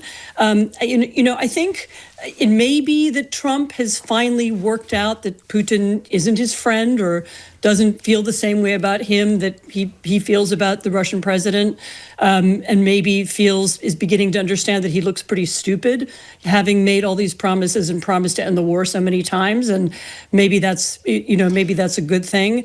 But I'm still at the stage of not wanting to read too much into it until I see the Trump administration doing something real, making real changes that really matter on the ground in the war to Ukrainians, and they haven't done that yet. So in some ways, the two administrations, the Kremlin and the White House, are more similar to each other than they are to traditional Western models of government. I'm struck by Steve Rosenberg of the BBC used a phrase in his report this morning where talking about the US nuclear submarines that Trump was talking about earlier this week. And Steve uses the phrase claims he's repositioned closer to Russia. I don't think we'd have used the word claims with the previous American president. Well, I don't know how much this has gotten play in Britain. Trump, in the last few days, fired a government statistician who gave him some numbers that he didn't like. Just say that again, Anne, if you would, because it has had some coverage in Britain, but I still think some words deserve a little bit more emphasis than others. So there was a statistician who produces statistics on the American labor market, and she produced numbers that the Trump administration, well, rather the President Trump actually, didn't like, and so he fired her. And, when you have a president doing that, then you have to ask, is this a president who wants us to know the truth? Does he want us to understand what's really happening? And of course, there's all kinds of doubt and question over what really happened after the Americans dropped bombs on Iran. There were some reports that said that not all the facilities were destroyed, and the president got very angry when those reports appeared, even though they seemed to come from reliable U.S. government sources. So, when you have a president who keeps pushing back against traditional government reliable sources of information, saying they're not true, then of course when he does do something like say he's sending nuclear submarines, then I think it makes a lot of sense to say, well, we don't really know whether that's happened or not. We're in the middle of a phone-in on very different territory, but the uniting theme is actually gaslighting. And I just wondered, Anne, on a personal level, how do you do what Orwell told us we all had to do at times like this? How do you hold on to the truth in your work and in your personal life? I mean, I rely on people who I know, or reporters that I know, or sources that have been proven true to me in the past. In this area, Russia and Ukraine, I do know who almost all the people are. I would believe anything Steve Rosenberg wrote. Mm-hmm. At least I would know that he was trying to be accurate. Everybody makes mistakes, but I would also assume that Steve Rosenberg would tell us when he had made a major mistake. And I try and sort through the world that way. And in areas where I don't know the people and where I'm not sure, what's true, then I try not to have strong opinions. But you have to use experience. You have to watch who uses which sources, what is their goal in presenting information? Are they trying to express something real, or are they trying to produce propaganda? You have to look at people's attitudes as well as what they're saying. And Autocracy Inc, of course, reminds us what can happen when we lose sight of those tools and lose grip of those tactics.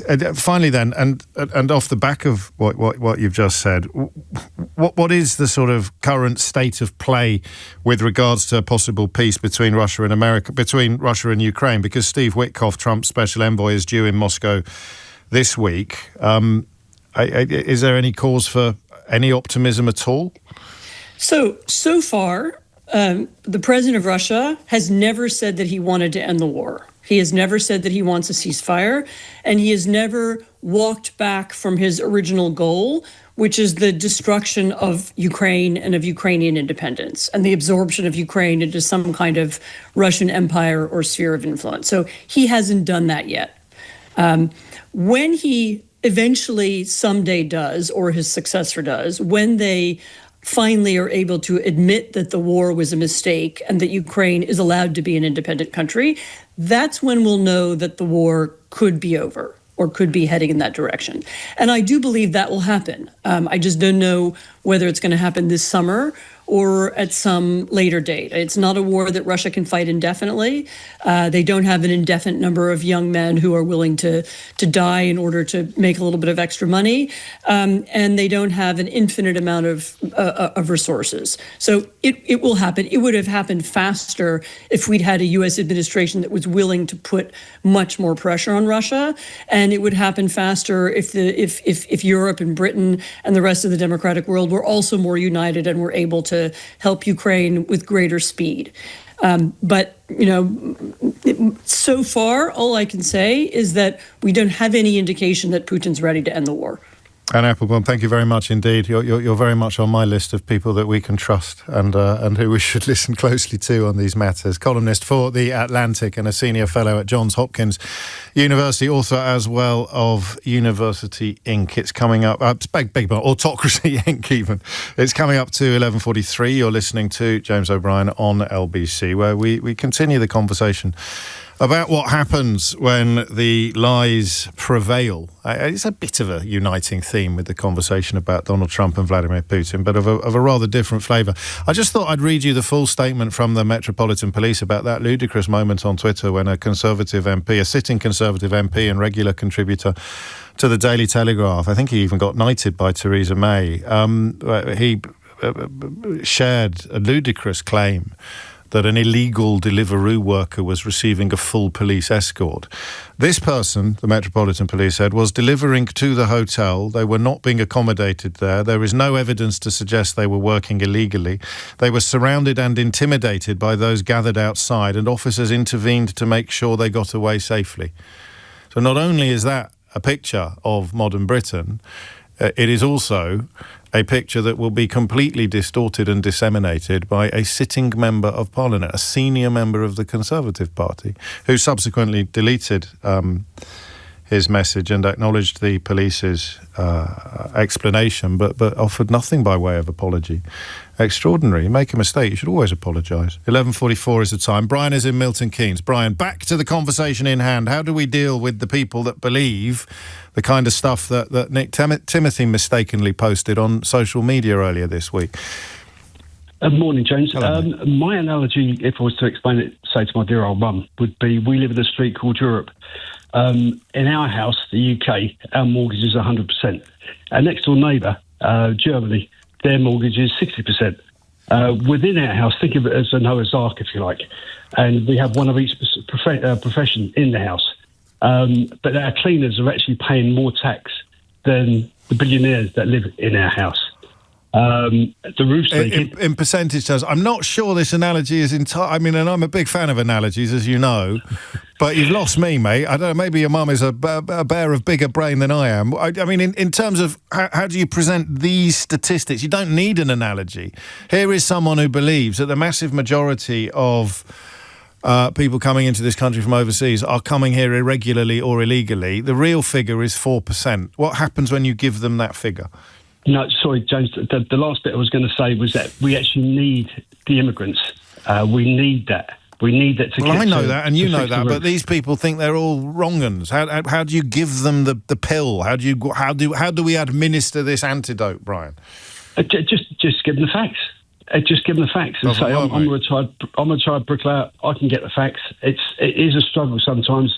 Speaking to colleagues, look up. Don't look down. These people aren't the problem. And what happens when you say that? What happens to I mean, do you know people who've swallowed the sort of online propaganda wholesale? Okay, and can you reach them? Do you know how to reach them? Have you managed to reach them? No.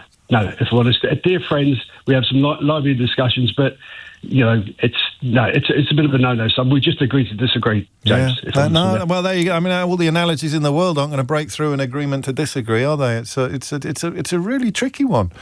I do find myself. Sometimes when I'm a bit shy of it, not shy is the wrong word, a bit battered is probably the best word by a subject. I mean, look at the state of the UK media and point out to me now, if you would, the people or the platforms where the coverage in recent years has reflected the reality. So whether you knew the 4% figure or not, the coverage of, whether it's small boat crossings or whether it's immigration in general, the coverage that you have read or listened to or watched roughly reflects the reality of that constituency of migrant being 4% of the total figure.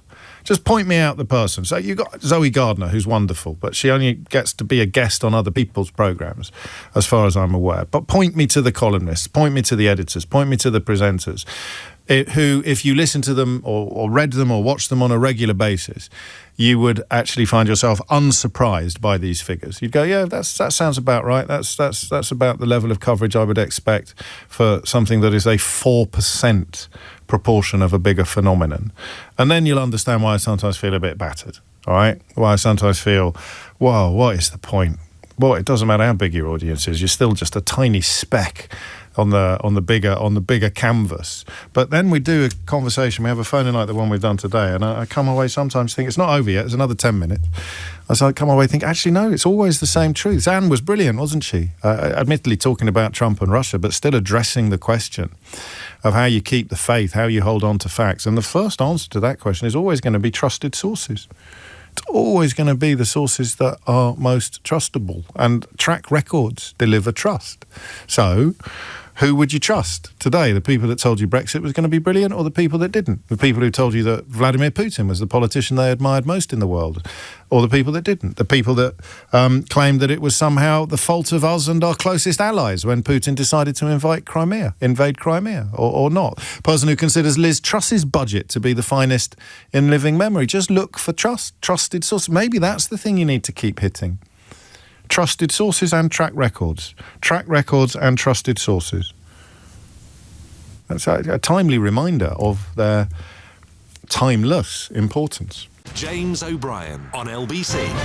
11:51 is the time. You're listening to James O'Brien on LBC. It's a tricky one. I mean, the question of what on earth you can do is... And I mean with people like Paul. So Paul writes, admittedly it was a while ago, 5 callers in 1.5 hours. This is the most one-sided debate I've ever heard. Stop telling us the so-called facts over and over again. Talk about loving the sound of your own voice.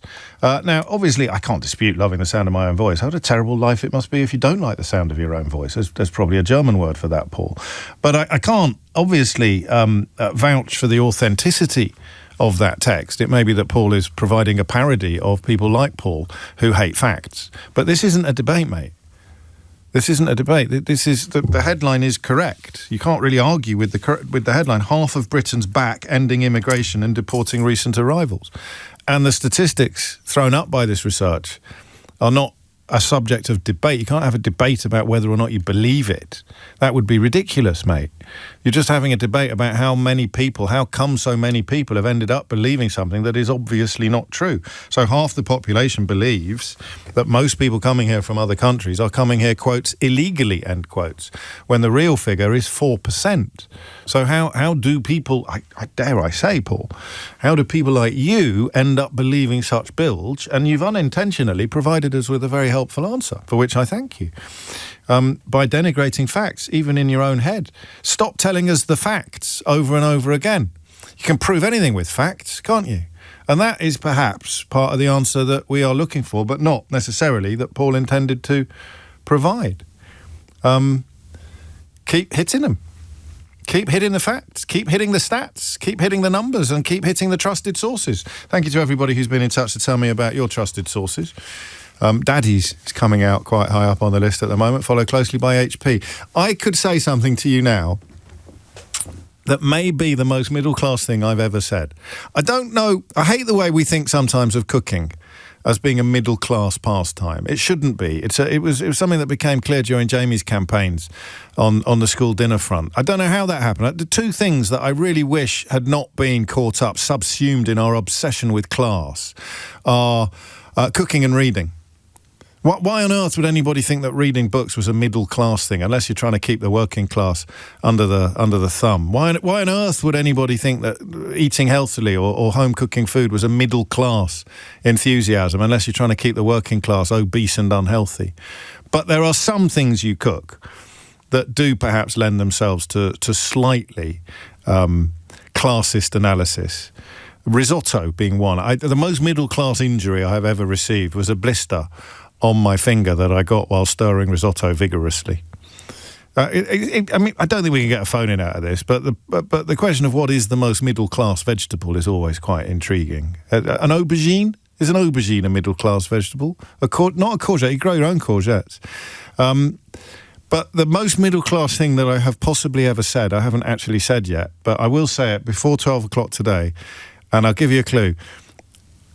You're not going to believe it. It's to do with brown sauce. I may have revealed one element of my middle-class sauce-based shame. Sounds like one of those things we were talking about on yesterday's programme. My middle-class sauce-based shame. You will know, if you pay very close attention to this programme, you will know one element of my middle-class sauce-based shame, but you won't know the denouement of my journeys into brown sauce-related middle-class shame. If that's not a killer hook and tease, then frankly, I don't know what is. Back to immigration. In fact, back to Margate, which is a fairly niche joke for Chaz and Dave fans. But here we are. Phil, what would you like to say? Hi, James. First, I'd like to say thanks for everything, by the way. Oh, you're very welcome. Thank you. What a lovely thing to say. I just wanted to talk about the the people who don't, no matter what you say, their mind will not be changed. But I just wanted to quickly add now that your last message where the person said so-called facts. I found it really interesting because at the weekend I was listening to a debate program on the radio, and there were politicians and council leaders, and one of them was saying about facts. And so one of the at the end of the day, facts are facts, and that's the end of the story. Yeah, and not though, is it? The politician replied, but who gets to choose what the facts are? Whoa. Which I thought was really interesting. Who gets to choose the facts? So if you can say that on national radio, then I don't know who the politician was. Think, if you're 100% certain you remember accurately who it was, because before I know who it was, that could cut both ways. That could be a critique of mass media. Because remember this headline, half of Britons back-ending immigration and deporting recent arrivals. That is a fact. Yeah. And I think sometimes, I think there's a difference, because what they said was, who decides what the facts are? And so I thought about that, and I thought, well, there may be a difference on how you translate the facts or how you display the facts, but choosing the fact is surely, that's not like, that's... Well, which fact do you publish? So someone at the Times decided not to go with the headline, public massively misinformed about nature of migration. They went instead with the headline, half of Britain's back-ending immigration and deporting recent arrivals, both of which are facts. I sense from the way that you're talking that it was a politician who is not particularly committed to objective facts. Indeed. Yeah. I don't remember the name because I came in halfway through the show. No, it's just as well. So what do we do about it? What lessons do you draw from your life in the context of reaching the people who don't necessarily want to be reached? Well, to quote you, like the footballification in some people is, I believe now it's irreversible since the B word. I've discovered since the B word. It was obviously there a very long time beforehand, but I think the B word really sort of shone a light on it. And everything leads back to there, oddly. It's the same characters peddling the same sort of nonsenses with a fat slice of, at the very least, xenophobia, if not racism, with no accountability. So even as we learn support for leaving the European Union has absolutely plummeted, we don't really ever have any sense. I'm trying to think of something else so damaging to the national interest that the architects of would just be able to not just walk away scot-free, but continue on their paths of propaganda and misinformation. And how can we sit here getting cross with Auntie Doris or Uncle Keith when the people that flogged the country the entire lie have not been in any way sanctioned or cautioned at all? Yeah.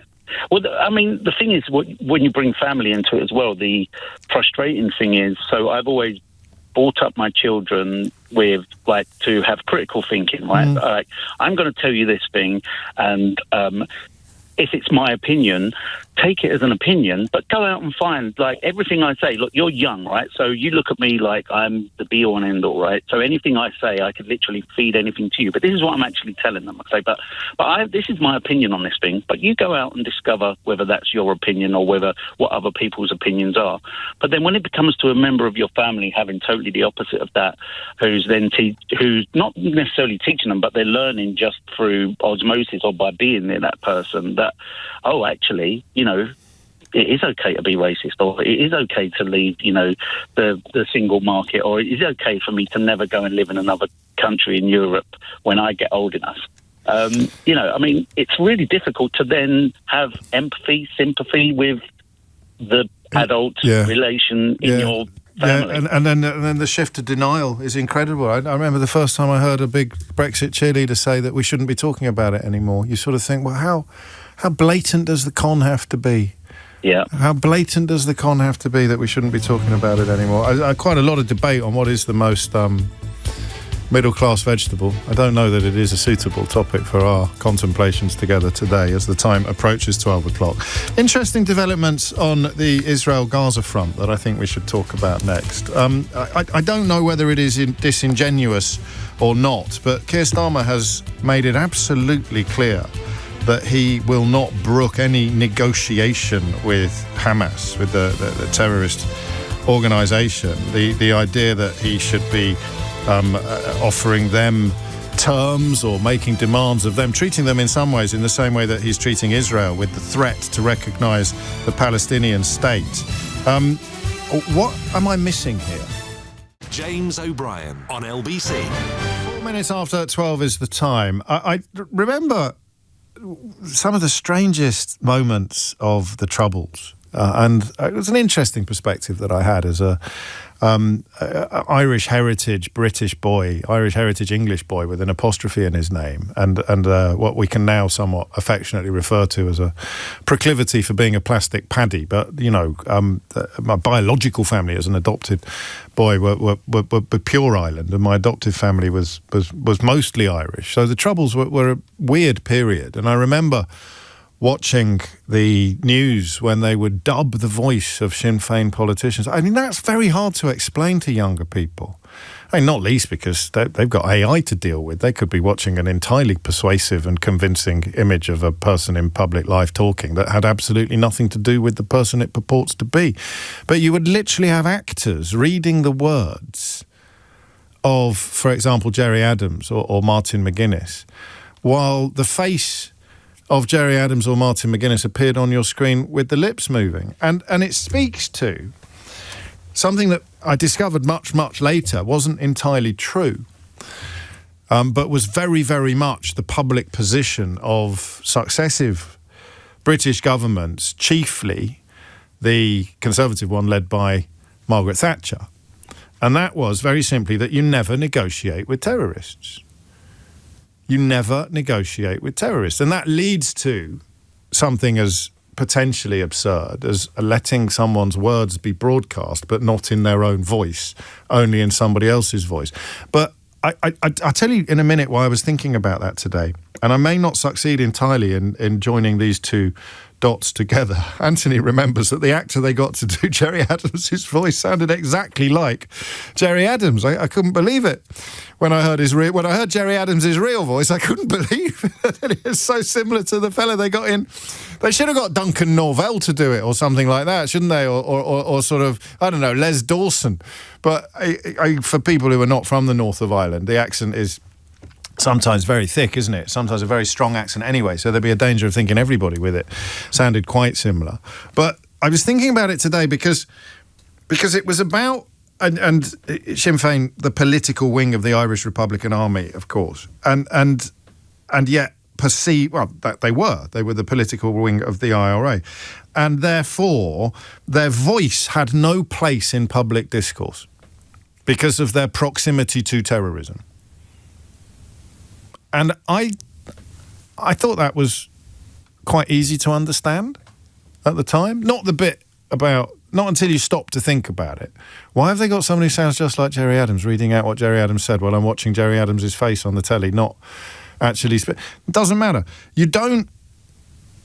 If your government has decided that this is a terrorist organisation, and if they undertake atrocities, as the IRA most certainly did, then their affiliated politicians have no voice in British public discourse. So you have to report what they've said, but you don't give them a voice. It's like, that's why it looked absurd, because those two positions are almost impossible to square. What do you mean you have to report what they've said, but you don't give them a voice? There would be no difference with newspapers. They'd print it. They'd give you a transcript of something.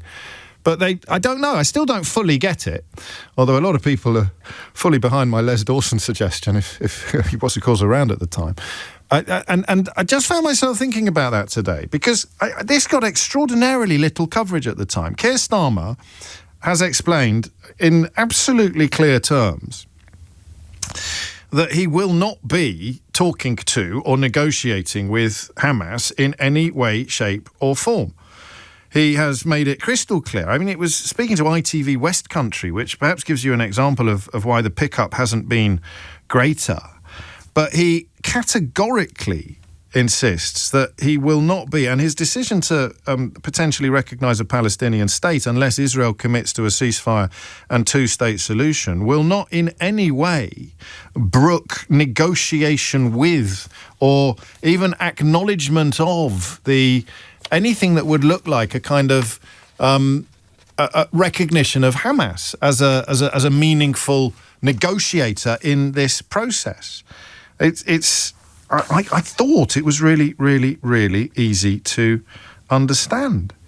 And then I turn to Rupert Murdoch's Times today, and I discover that the latest attempts to attack Keir Starmer on this issue, with the front page echoing the words of the Israeli foreign minister and the comment pages going further, they are arguing now that Keir Starmer, the British Prime Minister, should in fact be negotiating with Hamas, should be making demands of them or insisting that they do certain things in order to deserve the recognition of a Palestinian state. And listen, the phone-in is going to be a question of, am I missing something here? It's perfectly possible that I'm not, because this to me seems to be intellectually completely bogus.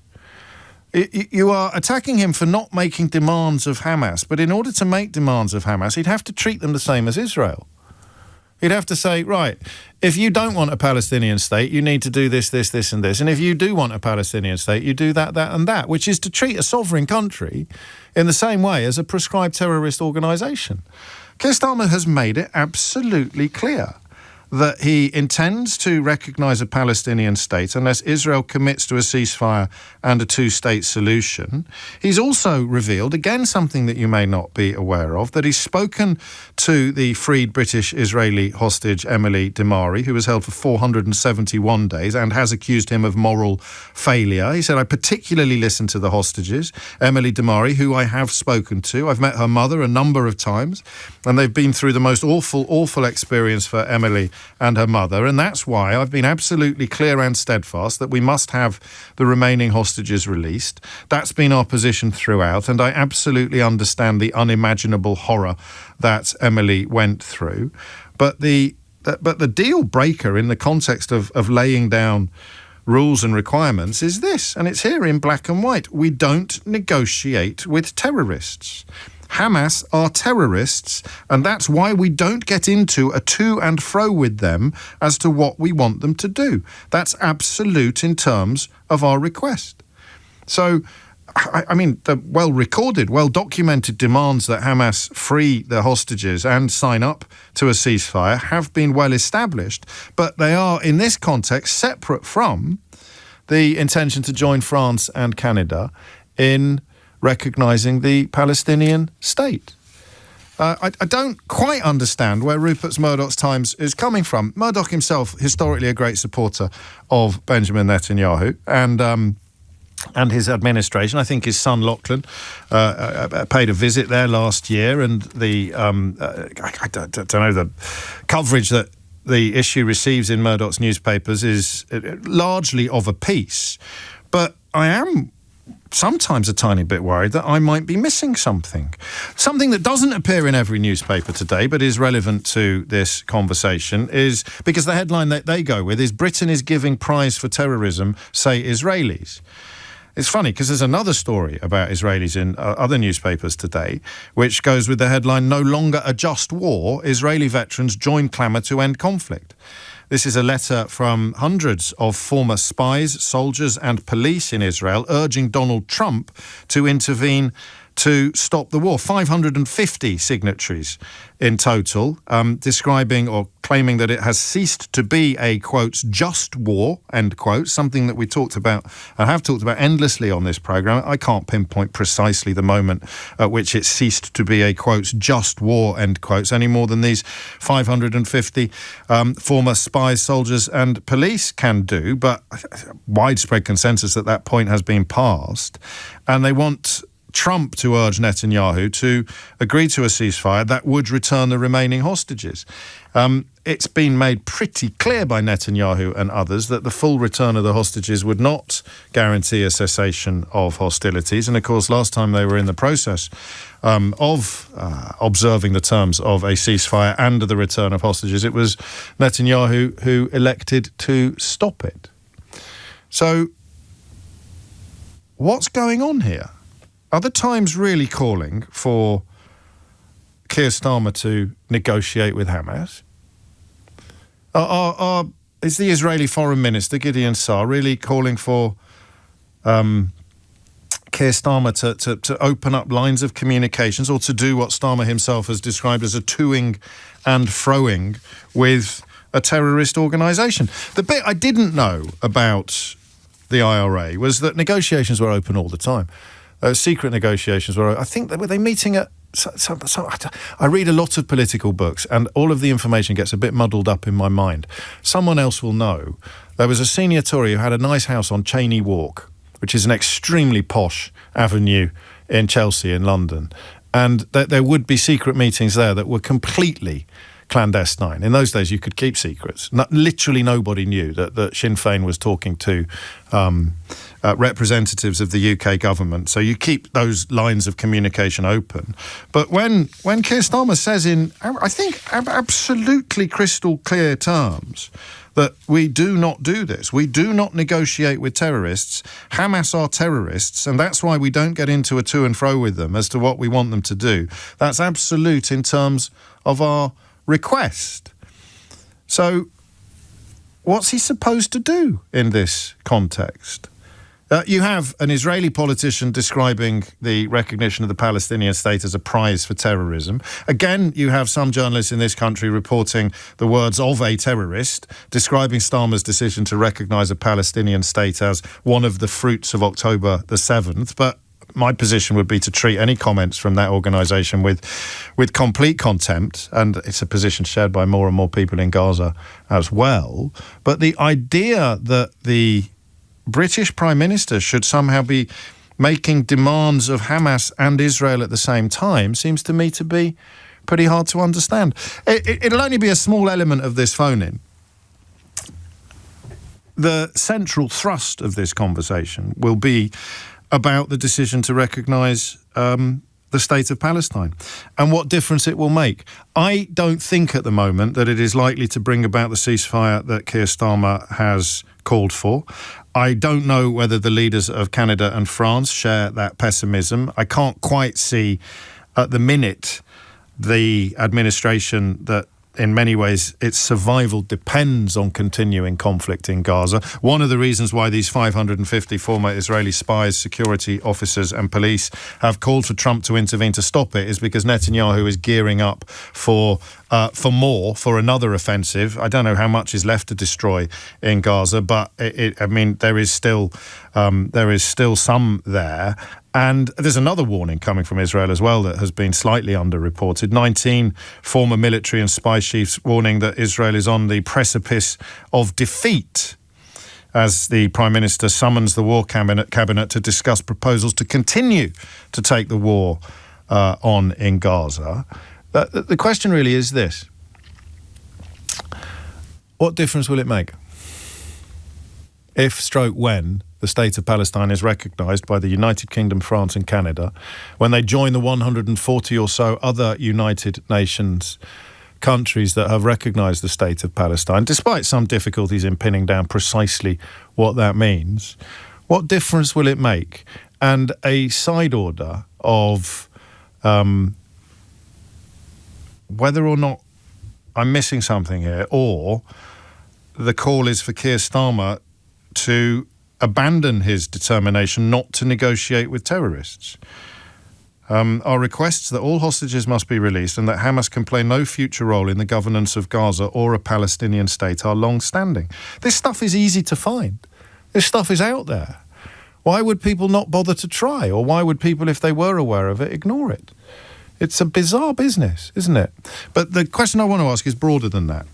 It's one that we probably should have asked before, rather than asking whether it's the right thing or the wrong thing to do, which is an important question, don't get me wrong. What I want you to tell me is, what difference will it make? It's very hard to get Palestinian voices on the programme, easier to get Israeli voices on the programme, and supporters of both causes, if you can speak in such polarised terms, are not hard to reach on this programme. But what difference will it make? Why, for example, does the Israeli foreign minister appear to be so disgusted by the proposal, describing it as immoral and foolish? Why would Rupert Murdoch's Times go even further in its description of Keir Starmer's decision to do what Emmanuel Macron and Mark Carney are doing? What difference will it make? a recognition of a Palestinian state by the UK government, alongside, because I don't think we carry much heft anymore individually, but alongside Canada and France. I mean, listen, I don't want every single caller to say it's not going to make any difference at all.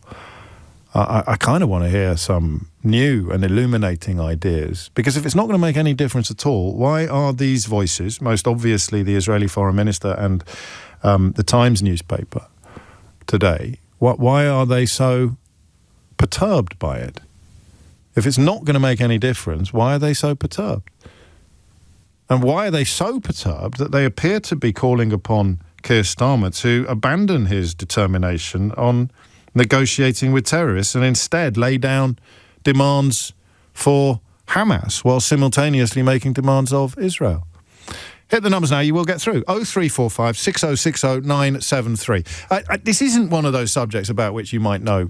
You will definitely know more than me, but it is one of those subjects about which you might have a better grasp of some of the history and some of the geopolitical repercussions. But the question is huge. What difference will it actually make? I don't think it's going to prove to be a big enough threat to stay Netanyahu's hand. I don't know that he can afford not to continue the hostilities in Gaza, because if he does, then he loses the support of the members of his cabinet who don't think that they've gone far enough. But for the rest of us, for the rest of the world, not just for Israel and Gaza or the Palestinian people, what difference will a recognition make? Hit the numbers now, you will get through. 0345 6060 973. James O'Brien on LBC. See, 2 minutes after 12, and you're listening to James O'Brien on LBC, where I am, not for the first time, confused by some of the coverage in the UK media of the ongoing carnage in Gaza and the position of the Israeli government, up to and including calls today for Keir Starmer to make demands of Hamas, despite having been crystal clear repeatedly that he will not negotiate with terrorists, while simultaneously negotiating, quite rightly, with Israel, i.e. threatening to recognise Palestine in the event of a ceasefire not being forthcoming. So what difference will that recognition make? Patrick is in Epsom to kick things off. Patrick, what would you like to say? Hi, James. You're right that you are being asked to not believe your lying eyes currently. Statehood would mean that Israel is held more responsible for his actions that falls outside of international laws and regulation. Why? Why would it? Because it would attach a label that we all benefit from in the West to the Palestinians that they currently don't have, that the Israelis are exploiting. Why? Once we are why would it make any difference? Because we have investigations that are underway at the ICC into actions of Israel and Hamas.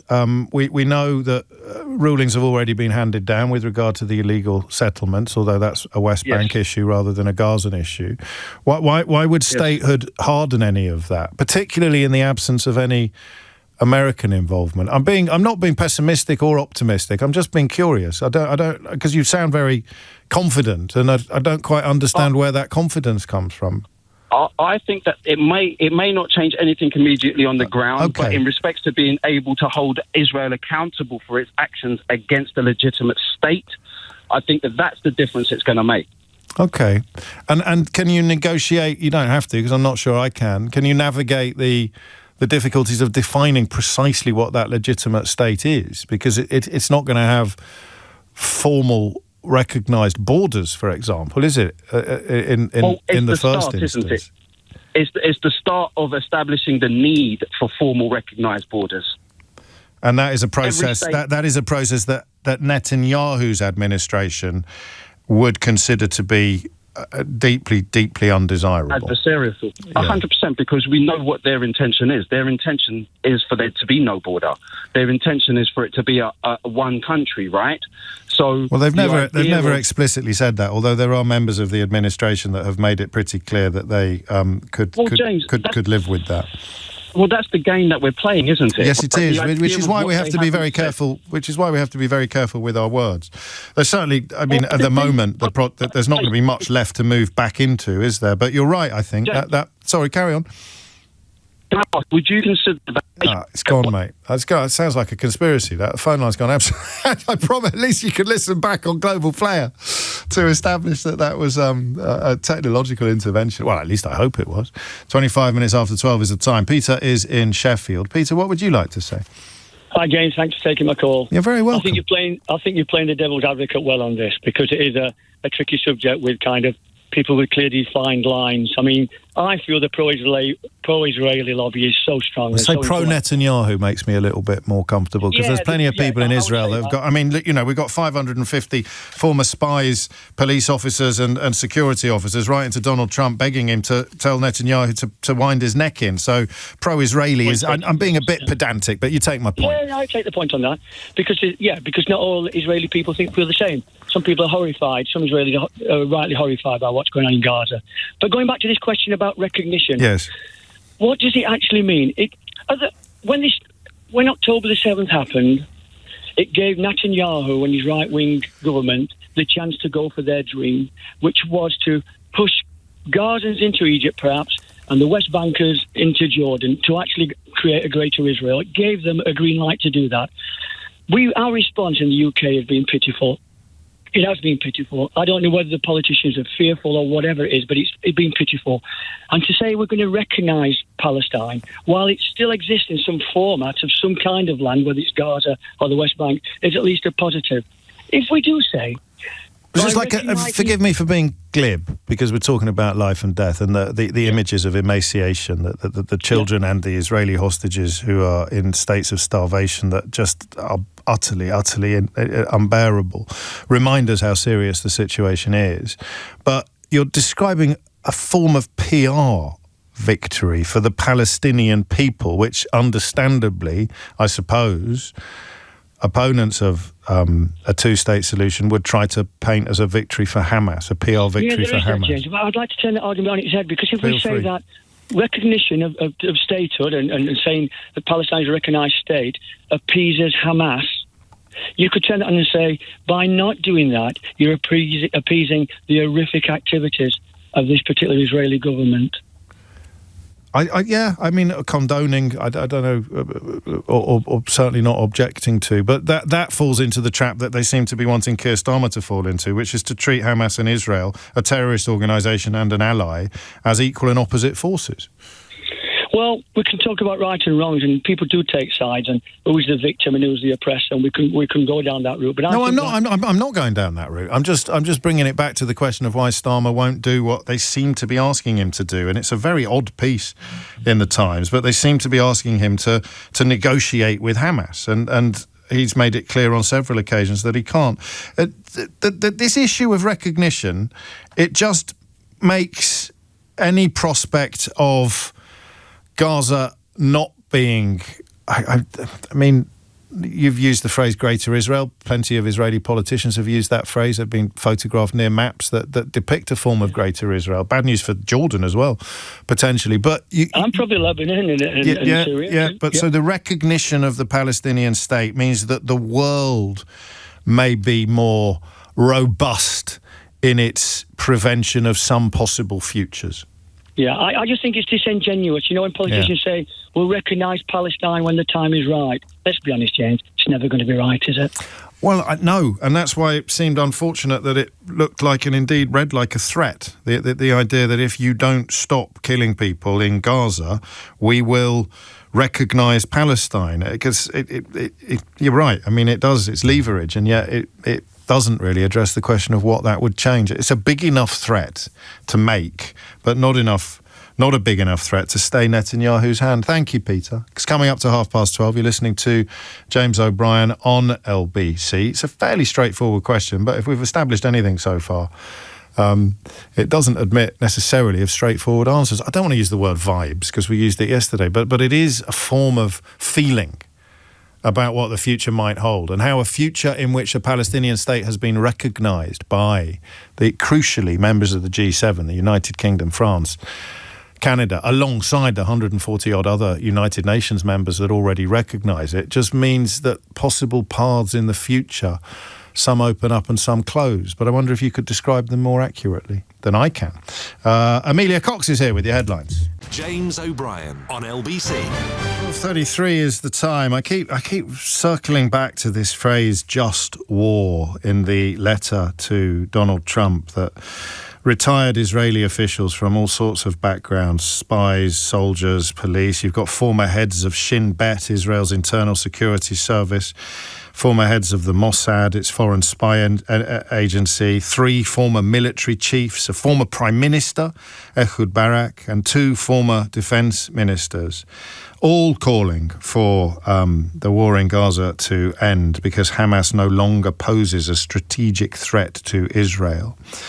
550 of them, but that phrase there, as we approach the 2-year mark, it has ceased to be a just war, and that it was, quote, leading the state of Israel to lose its security and identity, which is something some of us have been warning about now for a very, very long time. And now you have 550 former spies, soldiers and police echoing precisely those sentiments. I still wouldn't be able to tell you when it ceased to be a just war, and some people will continue to be cross with me that I think that it was ever a just war, but for me it categorically was. But when you've got heads of Mossad, Shin Bet, the actual Israeli government, not to mention 2 former defence ministers, warning that the continuing carnage is leading the state of Israel to lose its security and identity, and that it has ceased to be a just war. You wonder who else needs to add their voices to these calls in order for Netanyahu to pay attention.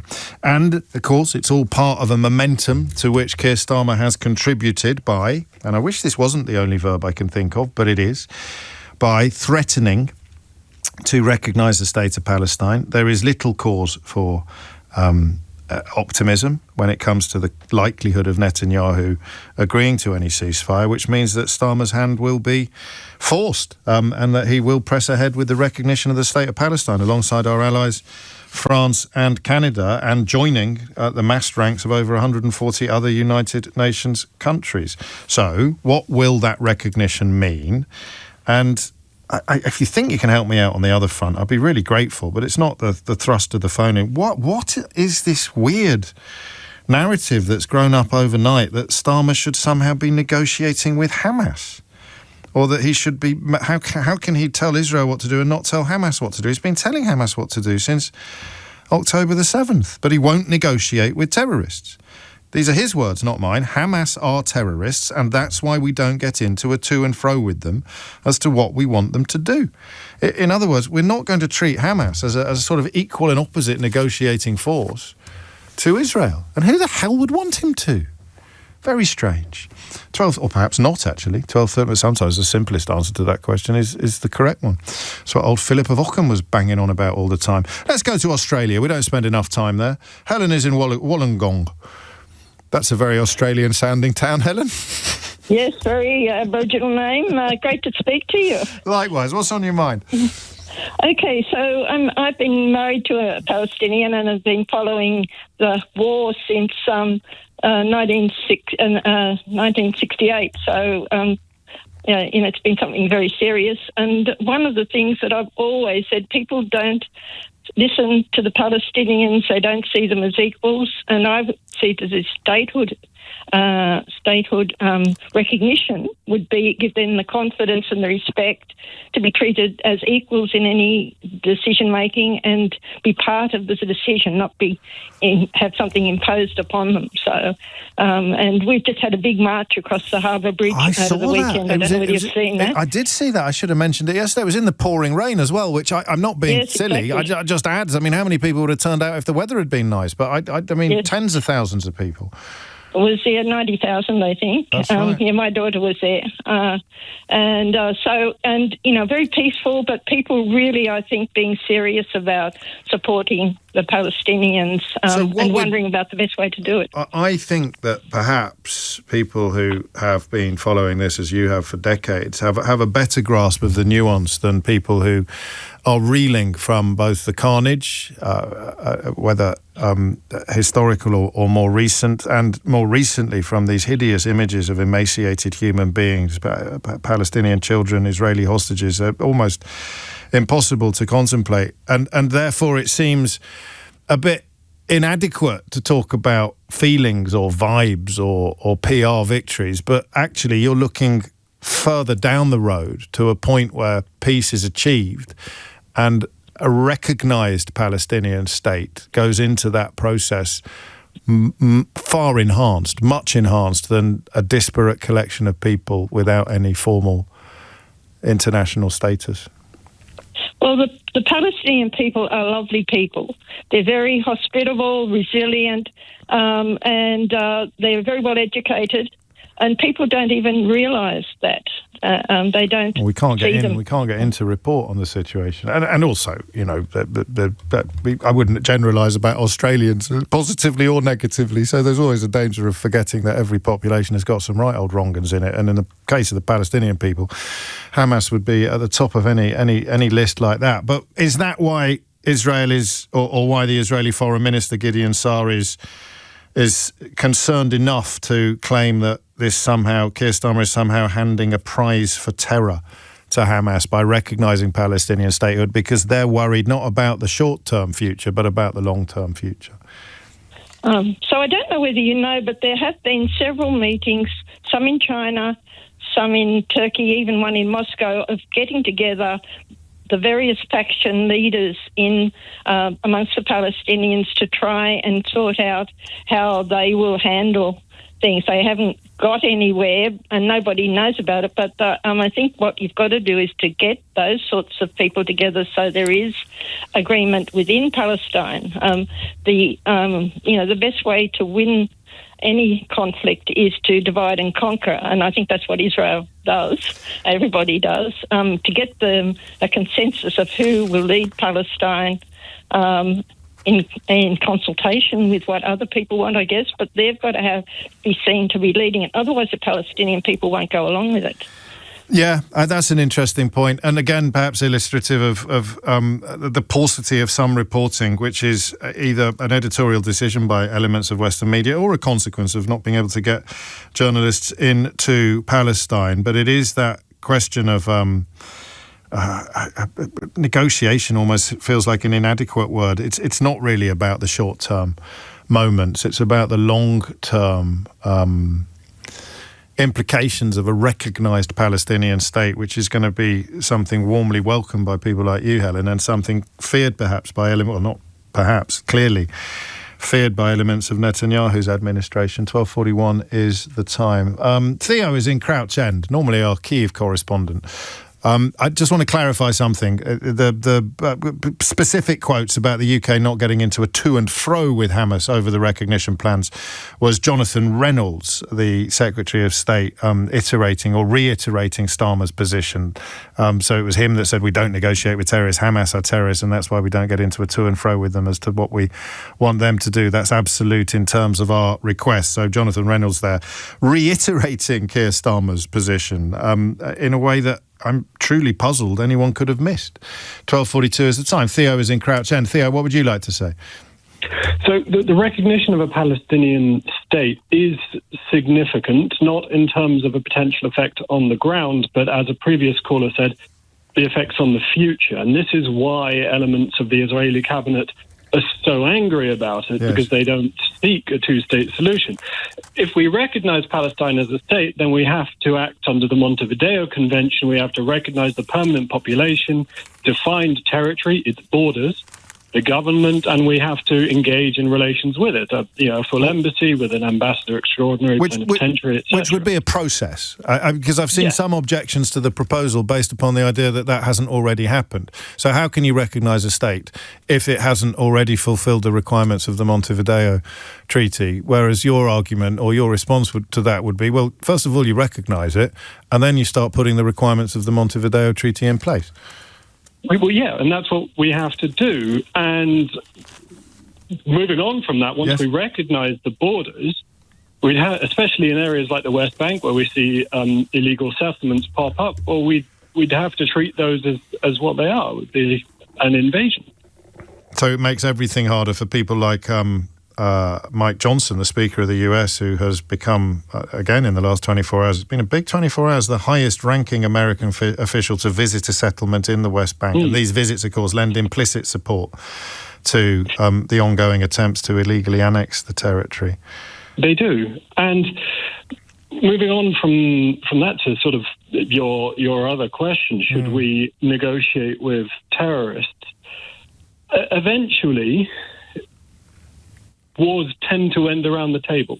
Yes, they do, and I mean, peace processes tend to begin around the table. But in this moment, I'm just wondering whether it's disingenuous or not for people who seem pretty steadfast in their continuing support for what is going on in Gaza, claiming that Starmer is somehow rewarding Hamas, albeit that they've found one member of Hamas to describe it as one of the fruits of October the 7th. But I don't know when we started treating senior members of Hamas with respect and civility. Oh, we shouldn't. Well, I would agree with you on that, but there are people who apparently started doing that this morning, judging by the front page of the Times.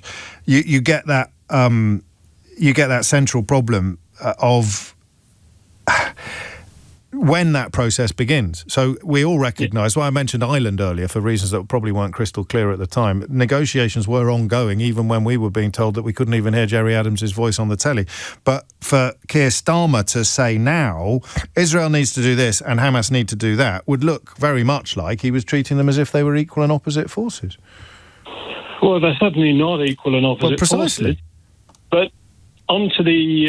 So not negotiating with Hamas is a sign of allyship with Israel. It could be construed that way. Well, I'm construing it that way. The letter that was sent, and then this idea that it's rewarding Hamas, I don't think it's rewarding Hamas, I think it's pressure on Israel. Yeah, and the main cause for objection to that would be the possibility or the facilitation of future peace involving a recognised proper formal state which abides by the requirements of the Montevideo Treaty, which of course cuts both ways, because I've heard some people claim that the fact that they're not already if they'd already fulfilled all the criteria of the Montevideo Treaty, then you wouldn't need to recognise them. It's sort of a bit chicken and egg, really. Theo, thank you. Stay safe. It's 12:46. James O'Brien on LBC. 12:49 is the time, and you are listening to James O'Brien on LBC, where Theo just reminded me of something that I looked up the other day. And it is with reference to the Montevideo Convention, which has been cited. And listen, I make it absolutely clear that this is not something I've studied, but it has been cited as a reason why Keir Starmer and Emmanuel Macron and Mark Carney, or more pertinently the United Kingdom and France and Canada, can't join the 140-odd other United Nations members who have recognised the state of Palestine. And I've seen an argument, I've heard an argument in this country that it doesn't abide by the rights and duties of the Montevideo Convention.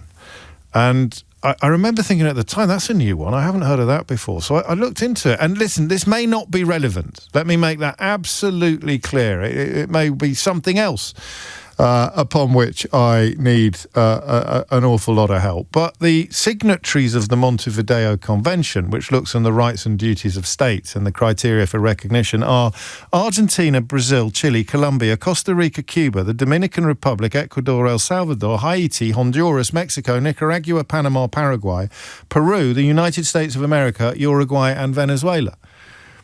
So, look, far be it from me to suggest that bigger brains than mine and august practitioners of law have rather dropped the ball on this one, but how can we be bound by a treaty we haven't signed? Anyone? Anyone? Bueller? I seriously, I'm more than likely I'm missing something on this one, but It struck me that if 140 odd countries in the UN already recognise the state of Palestine, and 3 G7 members are poised to do so, then an argument that you can't really, because of Montevideo something Convention Montevideo, which has not been signed by any country outside of the Americas, was probably a bit of a red herring. But hey-ho, you know how my mind works. I'm always sort of digging into things, trying to find out more, and sometimes failing miserably. 12:51 is the time. Let's go to Anna, who is in Acton. Back to the question. Oh, actually, no, I've got a missing word round first. It's a little bit trivial, but it's a pretty good one. Zoo appeals for owners to donate blank. I should have done this sooner, actually. It was the first thing my wife sent me this morning. I was on my way into work. Zoo appeals for owners to donate what? It depends on what version or what headline you're actually reading, because there's another word in the headline I saw which makes it a little bit easier perhaps to solve. So here is the full version of the Guardian's headline. Zoo appeals for owners to donate blank as food. For owners to donate blank as food. And I will hopefully remember to fill that in before 1 o'clock today. But first, Anna is in Acton. Anna, what would you like to say? Oh, hello. Let me just start with saying that Israel said that UK should talk to Hamas and demand things from them. There is an ongoing conversation between Hamas, Israel, and the Middle Eastern countries, is it Qatar and these things. It's the British government position that we won't negotiate with Hamas. No, it's not only that. We are actually, Hamas is not a part. It is unconnected with the possibility of recognizing a Palestinian state. It's a different thing. It's Palestinian people, not the Hamas. Hamas actually... That's another good point. I heard the news recently that Hamas stated that they would leave Gaza or disarm or something like that if Palestine is recognized. So they themselves don't see themselves as actually staying representing Gaza forever. And indeed, I've seen some of the major Arab powers this week calling for Hamas to have absolutely nothing to do with any post-peace Palestine or post-peace Gaza, which again has not been unreported, but not quite as widely reported as some other elements of this ongoing horror. Just in your own words, if you would, why would the recognition be so significant? It is high time that Palestine is recognized as a separate unit from Israel, because Israel has been doing bad things in Palestine for a long time. So if there were separate borders, then the Palestinians would have some rights, international rights. And it is quite telling that Israel is so reluctant. It's putting all these red herrings about Montevideo Convention and may not be a red. I mean, I'm not qualified to conclude that it's a red herring. But I think Israel propaganda is so strong that whatever comes from Israel's mind is either lie or... Well, I mean, you've got 550 former members of everything from the Mossad right through to a former prime minister who are also Israeli and who are calling for an end to the carnage and describing it as so. Yeah, no. So I just want to say the Israeli government, the current Israeli government. It's a crucial distinction, I think. Yeah, and. I also think that there's been reported, and the important people in Israeli government have stated that they want to clear Gaza, they want to get rid of Gazans. So I think if Palestine was recognized, this would be more difficult. And also the world is now coming to a conclusion or coming to see what is happening. And with recognition, it would be even more obvious what crimes Israel is doing in Palestine. So I think it's a very positive thing. And the only mistake Starmer has made is giving conditions of recognizing Palestine. He's just said we recognize Palestine, and it's not connected with anything else. It's the right of the peoples, and it's high time. And fruits. They said that. Well, that's diplomacy, I think. I mean, Can I just say something else? Are you in? Yes, of course you can. Yeah. The Israeli government and their supporters say that recognition of Palestine would be like a fruit of Hamas attack, and blah, blah, blah. I would say, actually, we could also say recognition of Palestine came as a result of enormous suffering of Palestinian people at the hands of Israel in history, and especially now. And you turn it back round, I see, and it becomes yet more, perhaps, evidence that Starmer has or could have acted sooner. I hear you, and I appreciate that you may have had more to say, but there's a couple of things I need to do before close of play today, not least return to that observation which Anna has just referred to, that suddenly, apparently, we're treating senior members of Hamas as if they are trusted and reliable sources for claims, and it is indeed one of them that has claimed Starmer's decision to recognise a Palestinian state was one of the fruits of October the 7th. Nearly 12:58. The answer was unwanted pets. So a zoo in Denmark has called for supporters to donate pets as food. And there is a moral conversation to be had there. At the moment, it's only rabbits, guinea pigs, and what's the third one, Sheila Fogarty? Have you seen this story? I've seen the story. I didn't read the list of animals. Rabbits, chickens, pigs, chickens is all right, and that is interesting. Why do we balk at rabbits and guinea pigs? Well, it depends. Are we just chucking them in the pen? No, don't be disgusting. They're going to be humanely dispatched and then chucked in the pen to be humanely eaten. Okay.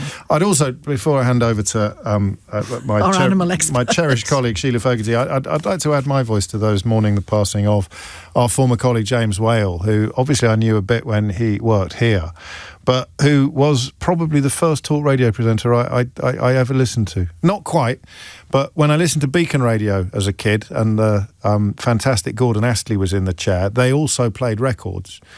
I think James Whale was the first commercial radio presenter I listened to who conducted an entirely voice-based programme. I used to listen to it under the covers at my boarding school.